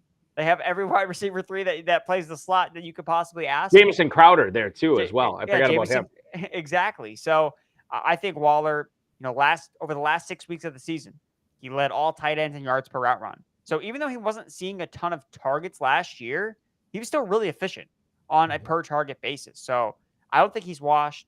If he's healthy, he's going to be a top 3 tight end, and he's going to give you a massive edge in fantasy football, especially in tight end premium formats. The Jets are going to be on Hard Knocks this year, and it's unfortunate because I know that they didn't want to be there, and I know that the Lions said that they would be willing to do it again, and I would have loved to see the Lions on Hard Knocks for 2 years in a row. Number one, because I don't necessarily love Dan Campbell, but he is highly entertaining to watch on television, which I love that. But the other reason is I think the only thing that is separating Jahmyr Gibbs from the end of the first round in Fantasy Pros Championship drafts is the fact that people will not be able to see him not only see him on Hard Knocks, but see the way his teammates and coaches talk about him, right? We've seen it in the media. Now, it's one thing to read it and say, oh, God, the Lions are really high on Gibbs. It's another thing to actually see it with our own eyes. But what we are seeing and hearing, his teammates love him. The coaches love him. The beat writers are talking him up. And what we love as high-stakes players in full PPR formats like the Fantasy Pros Championship, we love these pass-catching running backs. Now, he is currently going at the 307, the 12th running back off the board. It is my contention that as we get closer to the FFPC live events in Las Vegas coming up in early September, that Jahmyr Gibbs is going to move up. He is going to be a mid, maybe even an early second-round pick as we get there. I think now is the time to draft Gibbs because I think he's only going to go up. Your thoughts on Gibbs this year? You can get him as the RB12 at the 307 right now, Andrew. Yeah, I agree. The price point is sweet right now, and it's only going to get more expensive for Jahmyr Gibbs. I think the thing with him, and maybe it's really just this simple, is just imagine if the Lions liked DeAndre Swift. Like, guys, we were drafting DeAndre Swift last year at the end of the first round, beginning of the second round. Like, and nobody was questioning that. Nobody was batting an eye like, what? They drafted DeAndre Swift at the end of the first. Like, that was common practice. And now we're getting a rookie with a very, very similar skill set to DeAndre Swift that the Lions love.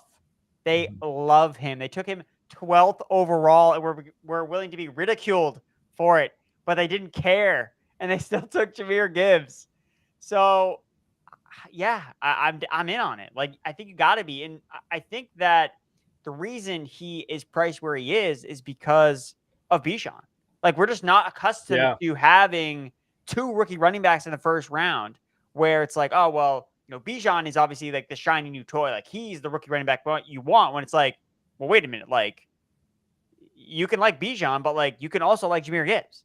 Like, you don't need to only like one rookie running back. So, Bijan is actually kind of helping keep Jahmyr Gibbs' price down because all the shine for this prize rookie running back is now it doesn't need to be shared. So that's why I think Gibbs is also kind of where he's going. But I mean, this is an offense you want pieces of. The Lions have been one of the best offense over the last year and a half since Ben Johnson took over as the offensive coordinator, kind of calling plays with Jared Goff. Jared Goff is a check down savant. And I mentioned it earlier in the show, they have Amon-Ra St. Brown. Like, would it surprise anybody if Jahmyr Gibbs is like the number 2 target on this offense? I don't think so, especially with Jameson Williams coming back from a suspension. We don't know how effective he's going to be when he first gets back on the field.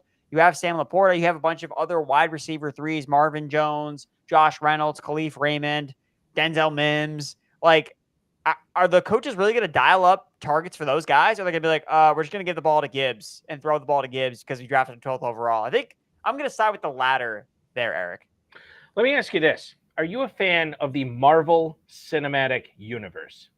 Yes, I would say I'm a fan. Perfect. So you understand the multiverse. Yes. Let's go to a different universe right now where Bijan Robinson is not drafted by the Falcons. And in fact, Jahmyr Gibbs is the only running back drafted in the 2023 NFL draft first round. If that's the case and he goes at the exact same spot, how high are we drafting Gibbs this year with no Robinson? Would he be a first-round pick? He's probably going right where DeAndre Swift was drafted last year. So right at the end of the first round, beginning of the second round. Yep. And I think you're right, by the way. But I think we have to, and nobody's talking about this too. Like, we have to look at this in terms of Robinson and Gibbs are two separate players, and what Robinson does and where he is drafted should not necessarily have any kind of bearing on where we pick Gibbs. And yet I feel like, as your point, as you stated in your point, it does. Like, high stakes players it has an effect on them. And I don't think it should. And I think Gibbs right now, listen, this is why you draft early. And we're not even early anymore. It's July 20th.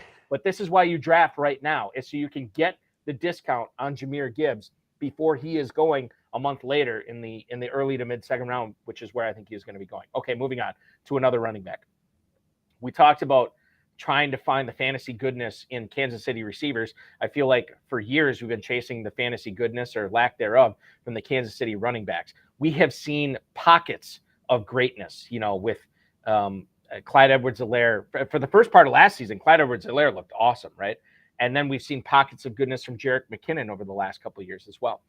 I specifically want to ask you about Isaiah Pacheco here, a guy who is in the non-contact yellow vest for the Chiefs right now, running back 30 at the 7-12. He's going behind Javonte Williams. He's going behind Alvin Kamara. He's going ahead of James Cook, and he's going ahead of Antonio Gibson.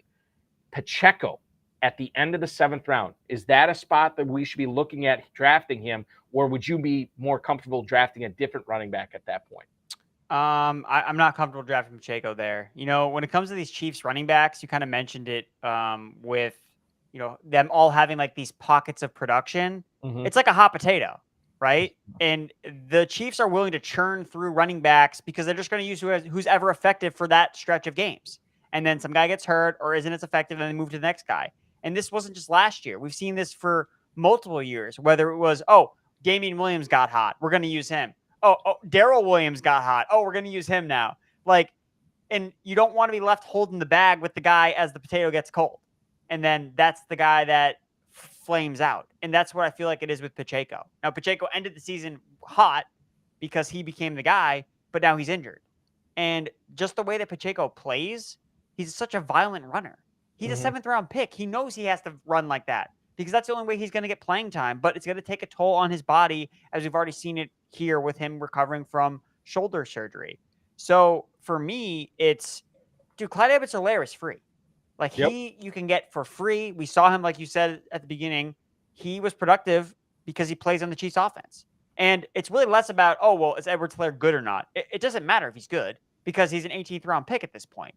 And he has a 3-down skill set. He can catch passes and he can get goal line work. That's all he needs to be able to do. He doesn't need to be an efficient rusher in between the tackles because he's going to get put into a position where he can succeed as part of the Chiefs offense.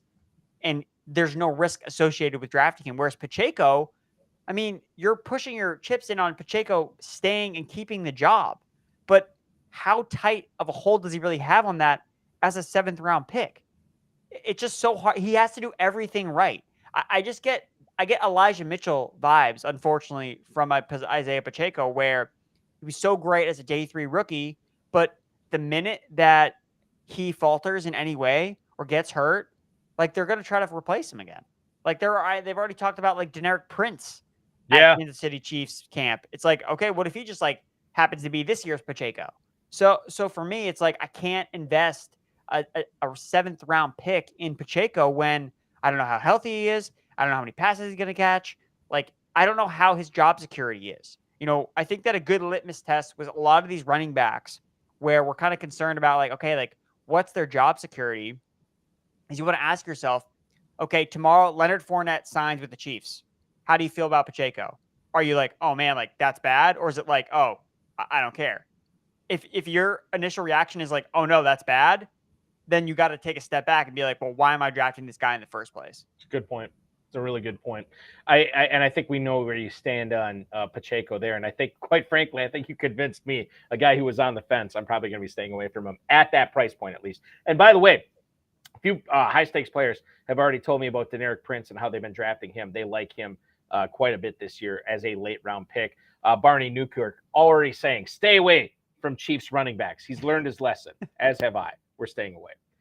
A guy who maybe hasn't learned the lesson of not speeding when you become an NFL player is Jordan Addison. You know, I haven't heard anything, and I'm assuming there's no narcotics or alcohol involved in this, like there was with Henry Ruggs. But Jordan Addison last night got cited for driving 140 miles an hour in a 55-mile-an-hour zone.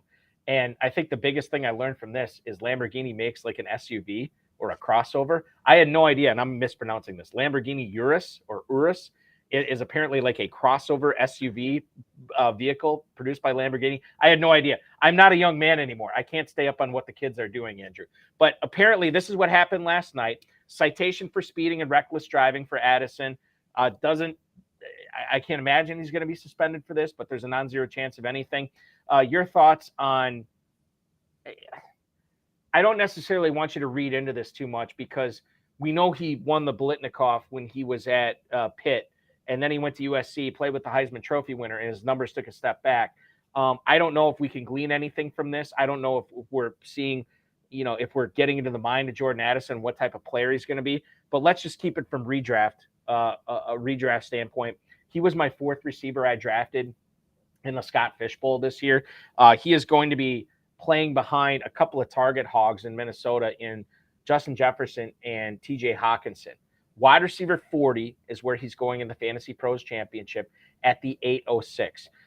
Number one, does this citation affect the way you're thinking about Addison and drafts at all? And number two, would you be willing to sink an 8th round pick into a guy who is probably going to be, at best, the third wide receiver or the third pass catcher targeted on this offense? Yeah, I don't want to change my opinion on him from a fantasy perspective, too much, based on this. I don't think that he's going to get suspended or anything like that. It's just kind of sad as just like a poor judge of character. Now, he's still like a super young player. So hopefully it's just a misjudgment on his part that, he would drive that fast in that type of area. But it doesn't look good. It's like, especially like now, again, you asked me about redraft, but like from a dynasty perspective, like this would definitely like trigger alarm in my mind. Yeah. Like, okay, like, why was he doing this? Like, especially in dynasty where you have these players for their careers, like, and Addison, didn't really seem like he had, at least from my analysis of him coming out of school, there were never any red flags like off the field issues with him, at least not to my knowledge. So I'm not going to let that affect me too much in redraft, especially if people overreact to it and be like, oh no, like he's a maniac. He's going to, do all these things. And now we're not going to draft him anymore. Like, I think that's probably not smart. I would probably try to buy any type of dip that he gets from his ADP, especially in redraft. But, again, like a lot of times especially when players have idle time like this, like he's not in training camp. So like, maybe that's part of the reason why, maybe he's trying to get home for curfew. Like I haven't heard like his side of the story here. Like maybe he's like, yeah, I was just being dumb. Like, or I was just trying to like drive fast. I don't know. So for me, I still like drafting Jordan Addison where he goes, especially now if he falls, because that wide receiver 2 role in that Vikings offense is super appealing. I mean, Adam Thielen was top 10 routes run per game last year, and he was dust. So now it's just like you're putting in Jordan Addison, explosive playmaker who can play inside, play outside. He's always going to get single coverage because of Justin Jefferson on the other side of the field. So he's going to put up spike weeks. He's going to have productive games. This Vikings offense is fast-paced. They'd like to throw the ball a ton. I don't have a lot of faith in their running game that they have right there. So I think it's going to be Kirk Cousins slinging the ball to Addison, Jefferson, and Hawkinson. So I'm excited for him, and I would definitely still be in on Jordan Addison at the current price tag. Addison going right behind Burks and Pickens, right ahead of Gabe Davis and Elijah Moore. Barney Newkirk thinking that, well, maybe he was just trying to beat the Uber Eats driver home. Who among us haven't been in that position before? Like, non-zero chance of anything, as I always like to say. There is a non-zero chance, in fact, a way better than a non-zero chance, that we're going to give you some good 0 RB best ball targets coming up in the next segment, ladies and gentlemen. We have Andrew Erickson here as our guest co-host tonight. From Fantasy on consignment from FantasyPros.com. You follow him on Twitter at Andrew Erickson _. Listen, if you're going 0 RB in a national tournament like the Fantasy Pros Championship, the FFPC Best Ball Tournament, what have you, the FFPC main event, you need to know which running backs you need to get. Andrew did a draft where he actually took a bunch of these 0 RB targets. He's going to let you in on who those players are when we come back. This is the High Stakes Fantasy Football Show. I'm Eric Balkman. He's Andrew Erickson, and you're watching the Better Sports Network. The High Stakes Fantasy Football Show with Eric Balkman. So let's get into some best ball philosophy here. Yeah. In your experience, going back many, many, many years, drafting in national tournaments, Bradley, have you historically been shying away from the running back position in favor of wide receivers? In favor of, if you're drafting in the FFPC tight end premium format, in favor of tight ends as well? Is that the smart play when you're drafting this early in the drafting season? Yeah, so taking value is going to be huge, and looking at like running backs and wide receivers, like you want to take a look at how the structure is. So you mentioned earlier the FFPC has a couple different types, like they've got super flex and one quarterback, and so that's going to change your strategy a little bit if you have only 2 wide receivers or if you're drafting 3 wide receivers. And of course, the PPR is a different aspect compared to other formats or other tournaments. And so keeping in mind the pass catching upside of some of the running backs may be more valuable in those formats. So the Austin Ecklers, the Christian McCaffreys may be more value because they get more receptions, and so like I loved taking late shots a couple years ago on like the JD McKissicks of the world who would get 50 receptions really cheaply. So that's something to consider. But when it comes to like overall value, like you're drafting, you're in the middle of a draft, and you just noticed that, I don't know, maybe it's Chris Godwin has fallen 14 spots, but Chris Godwin was not in your plans to be drafting. Like maybe you don't have a strong player take on Chris Godwin, or my take is that I don't think the Bucs are going to be particularly good this year. But for him to be dropping, let's say 14 spots is more than a full round. And based on the data that we've seen, if you get to draft a player more than 12 spots ahead or behind ADP, so they drop 12 or more spots, you have an 84% edge over the rest of the tournament players who are drafting this player, because typically this player isn't going to drop. The average draft position is a really strong indicator of where a player is going to go. And I think that is also on the flip side. If you are reaching too much, you're giving up value in your drafts. And so when it comes to value-based drafting, you need to consider, just because this guy isn't my plans or I don't have a strong player take on him, maybe that's your opportunity to sprinkle in some shares of this player at a good price.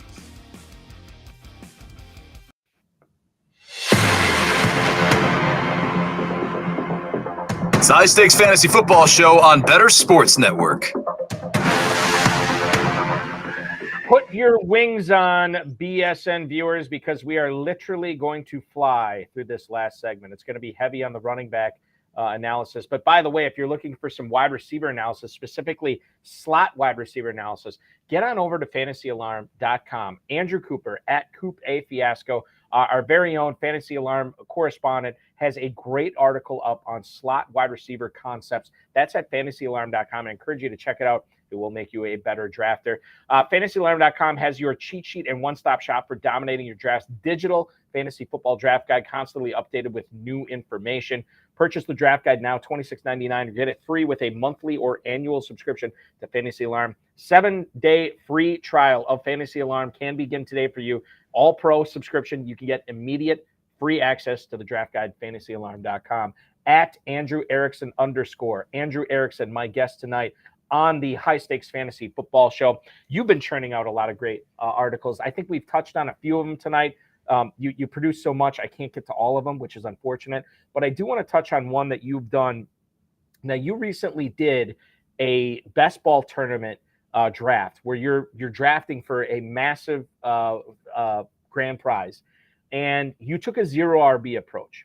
Before I ask you about these players, can you talk a little bit about why zero RB can still be a viable approach? I know a lot of people do it in managed leagues, right, where you can pick up guys throughout the season. Why is zero RB a valid method for drafting your team in best ball? Yeah, so I think in the best ball formats, especially ones that are PPR, where you can start up to 4 wide receivers, or you have 3 wide receivers and a flex, I think that that's a big advantage for you. You can lock in a lot of these stud wide receivers earlier in your drafts. And right now, I mean, running back is deep. Like, running back is deeper than I think it's been in a long time. And I think it has to do with where it's not as top heavy as it's been in years past. So there is a lot of depth at the running back position. And we're going to talk about some of these zero RB best ball targets, because I really feel like I look at this team and I'm like, I really don't hate my running backs. Like, I see scenarios where these running backs can deliver for me if things kind of shake out the way I hope they can, and ultimately maximize the upside of my roster. Whereas the wide receivers are kind of holding the fort down. It allows me to draft an elite quarterback. Usually you can get an elite tight end too. And having elite at the onesie positions is massive in best ball, because you don't fall victim to, oh, this guy picked up Juwan Johnson. Juwan Johnson didn't get drafted in best ball last year because nobody knew who he was. So you have a big advantage, and how you can get to drafting those elite quarterbacks and tight ends is by taking them early. If you do that, you have to then sacrifice another position, And I found that you can sacrifice running back, especially in a draft like I think I did this on DraftKings, where it's a 20-man roster. So you have extra spots where you can fill in just another backup running back, another backup running back. So I think that's kind of how you can use the strategy in the best ball format. Can you talk a little bit about because James Conner in the and I'll switch. Here's what I'm going to do. I'm actually going to switch the. We've been talking about the Fantasy Pros Championship, but this will be from a best ball standpoint. So I'll look up our ADP for our $200,000 best ball tourney that's going on right now, and talk about the ADPs there. I love this guy for managed leagues. I love this guy for best ball. James Conner, running back 27 at the 707. You took him a little bit higher, which is fine because I still think you got a great value on him. People are sleeping on Conner, and they're doing it wrong if they're sleeping on Conner, right? Yeah, I mean, he's just like this bell cow back that nobody wants to draft because he plays on a bad team. But all the research I've done when it comes to drafting running backs on bad teams is if they get volume, it doesn't matter. Mm-hmm. And that's all James Conner did last year. That's all he did the year before then. Like, the Cardinals paid James Conner and they're using him. Like they're using him. And last year, in 6 games without Kyler Murray playing, like, again, the reason why we're all afraid about the Cardinals sucking is because they're not going to have Kyler Murray, averaging over 21 fantasy points per game, James Conner.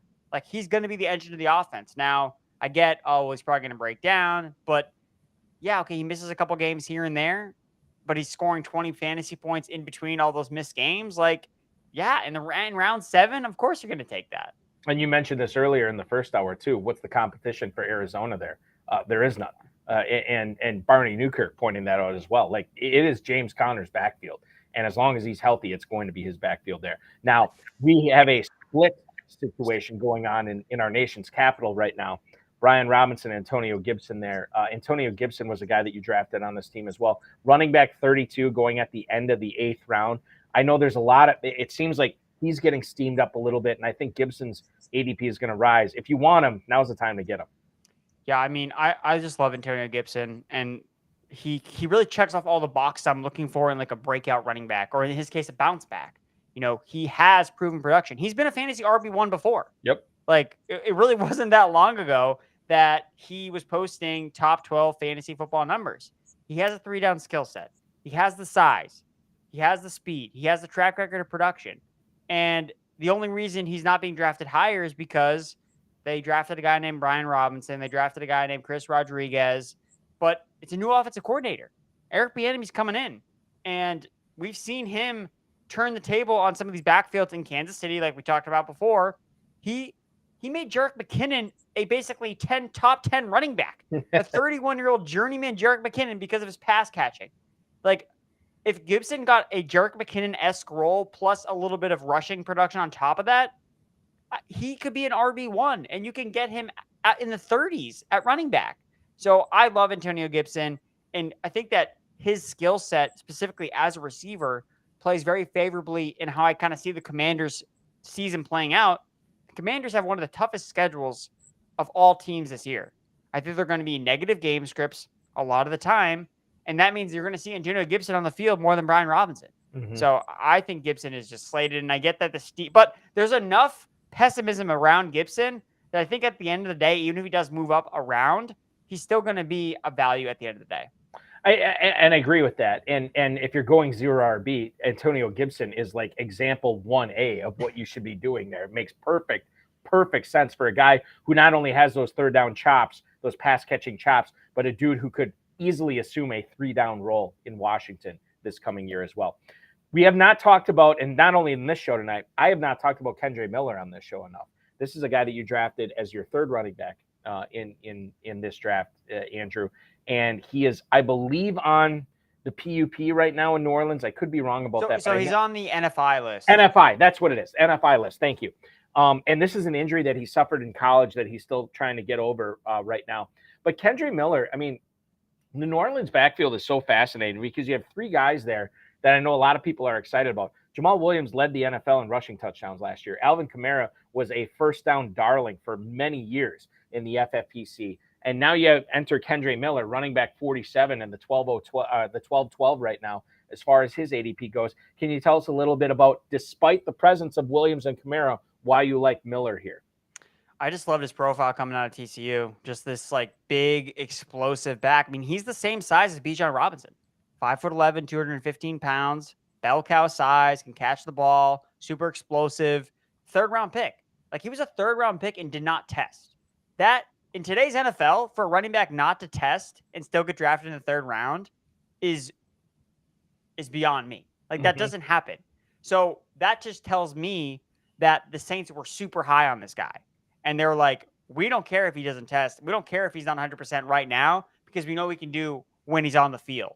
So I think that he could potentially be like the second coming of Alvin Kamara, and he is their long-term plan at the position. And I think especially during the fantasy playoffs, he could have a massive role in this offense while Kamara is serving a suspension. Jamal Williams, we've kind of seen, is just a guy. Like, he obviously takes advantage of opportunities, which he may get at the beginning of the season. But I think as the season kind of winds down, I think Kendrick Miller is going to have a big role in this offense. Yeah, and those are the money weeks, right? In the FFPC Best Ball Tournament, or whether you're drafting the main event, Fantasy Pros Championship, those are the money weeks, and that's when you want to have these guys. The next running back you took off the board in this draft was Chuba Hubbard, who doesn't have to deal with Deontay Foreman anymore in Carolina. You think, oh, the backfield's his. No, the Panthers went out and signed Miles Sanders. So, and he's still got to deal with Raheem Blackshear, obviously, in that backfield. But Hubbard is a guy that, you know, before his final collegiate season, I think a lot of people were very excited about drafting him for Dynasty. And now we look at him being the backup, the guy behind the guy, the injury away type guy in Carolina behind Miles Sanders. There's a lot to like here, given the fact that if Sanders were to go down or were he to miss any time with that rookie quarterback there in Bryce Young, Hubbard could prove to be having a very valuable role. And again, he doesn't have to be great for the whole season, but for a few games here, Hubbard could be big for you.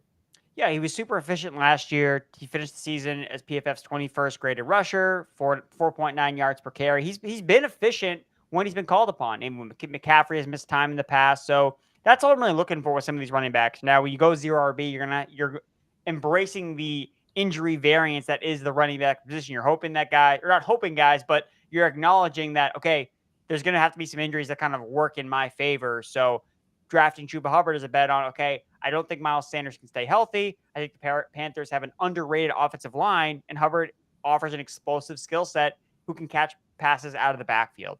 So I think that he's a good 0 RB target for those reasons. The Dolphins running back situation is something that to me has been fascinating literally all offseason. We knew, we found out that Mostert and Wilson were coming back. Then the Dolphins drafted Devon Achane in the draft. And then they had been rumored to be also wanting to add Dalvin Cook, which never really, it didn't compute with me. I don't necessarily know if he would have been a good fit in Mike McDaniel's offense. They already have the 3 guys there. And now I saw the latest report, and forgive me, I can't remember who stated it, but it sounds like the Patriots are actually the favorites to land Dalvin Cook now. So I don't know if he's going to be going to Miami. But if the Dolphins don't add anybody else, I mean, there's a lot to be excited about with Jeff Wilson as running back 51 in the FFPC Best Ball Tournament, a player you can get at the 13-14 turn right now, Andrew. Yeah, it's weird how the Patriots are going to sign Dalvin Cook, Leonard Fournette, and Darrell Henderson. And Darrell Henderson. They're bringing back Kevin Falk. Corey Dillon's coming back there as well. They're all the whole band's coming back together. This is like the Eagles' Hell Freezes Over tour with the New England backfield right now. So with Jeff Wilson, he has been a player that just finds his way into fantasy production. Like last year, he was a fantasy RB2 in over 50% of his games between 2 teams. On the 49ers, he was productive. On Miami, he was productive. He got more guaranteed money. He's younger than Raheem Mostert. Now, obviously, if Dalvin Cook lands there, it kind of blows things up. And I do like Devon Achane as a rookie, but I don't expect Achane to just carry a massive load for the Miami Dolphins. He's an explosive rusher. I think he's going to be efficient, but Jeff Wilson, I think between him and Raheem Mostert, I much prefer Wilson because of his age. And I think that he has a better chance of carving out the goal line role, which you kind of want in an explosive Miami Dolphins offense. Josh Jacobs did not reach a long-term contract at the time of his, the franchise tag deadline. Now, he did not sign the franchise tag either. And I don't know if his threats are as harsh as Saquon Barkley's threats are to the Giants right now, but he's clearly not happy. And if he does start the season after reporting right before week 1, I don't know if that opens him up to some injuries. We kind of let off the show with that tonight. He plays a rough position. So either way, he could go down. Zamir White, if Jacobs does go down, do you envision a 3-down scenario for Zamir White in that offense? I don't envision a 3-down scenario. I think that they would probably do the classic Bill Belichick, Josh McDaniels, running back by committee type of scheme. I could see them even adding a free agent running back, but I think White would be next in line to at least take on the lion's share of work in the backfield. You know, he's a Georgia back. You know, all these Georgia backs come in from a committee in some way, shape, or form, but Zamir White, I know, has a 3-down skill set. He has decent size, he has decent measurables, and he was very productive at Georgia on a per touch basis, per snap basis. So Josh McDaniels is pretty notorious for like never playing rookie running back. So I don't think it was because White wasn't good enough to play last year. It's just they don't use rookies, and Josh Jacobs was on fire last year, so they used Josh Jacobs. But it would not surprise me at all, even if Jacobs does come back, that Zamir White just has a larger role than he had last year. This was just one draft that you did as far as the best ball league goes, where you went 0 RB. You ended up with Connor, Gibson, Miller, Hubbard, Wilson, Zamir White. We talked about all those guys. We talked about Clyde Edwards-Helaire, who you also got in this draft. We talked about him earlier. This is by no means to say these are the only 0 RB targets that you should be looking at. For somebody else who, maybe some of these guys are gone, or maybe they want to look at somebody else, who are some of the 0 RB targets maybe that you didn't get in this draft, Andrew, that you're a big fan of? Jaylen Warren for the Pittsburgh Steelers, I think, is a nice 0 RB target. I think Najee can bounce back, but it seems like Jaylen Warren's going to have a role in this Steelers offense regardless. And if Najee can't stay healthy or is inefficient, you could see Warren potentially taking on an even larger share of an offense that I think is going to be ascending in 2023. And then Kenneth Gainwell. I think that he's a guy in PPR formats. He's the incumbent on the Eagles. They added a bunch of new running backs, but Kenneth Gainwell was there last year. They trusted him down the playoffs. Kind of reminds me of how the Chiefs trusted Jerick McKinnon down the playoffs, and he had a massive year the following season. So don't overlook Kenneth Gainwell. Last thing here, FantasyPros.com, at Andrew Erickson _ on Twitter. Are those the best places where we can get the maximum amount of Andrew Erickson content right now? Yes, indeed. At Andrew Erickson _ Instagram, Threads, TikTok, Fantasy Pros, and also on YouTube as well. And you guys, you still do the Fantasy Pros podcast too, right? Yep, flagship pod with Joey P, Derek Brown, Pat Fitzmaurice, all the guys over there, Ryan Wormley. It's a fun time. It is a fun time. So check that out anywhere you get podcasts. Andrew Erickson, thank you so much, man. I really appreciate you. I learned so much, and I was entertained tonight. This was a lot of fun. Hey, we brought the dad jokes, so it was a good time. More dad jokes coming next Thursday at 7/6 Central when the HSFF show returns. I want to thank Andrew Erickson, our producer, Anthony Rivera as well. Remember, you can win a $1 million grand prize at the FFPC. Actually, 2 of them. You can win a $1 million grand prize in the Fantasy Pros Championship when you register. Just a $350 entry fee to win $1 million. The FFPC main event also offering a $1 million grand prize as well. Play fantasy football year-round with the Dynasty format at myffpc.com. 1,400-plus leagues. None have folded in more than a decade. Thanks so much for watching, everybody. We'll be back next week. Dynasty Nerds and Garrett Price up next on the BSN.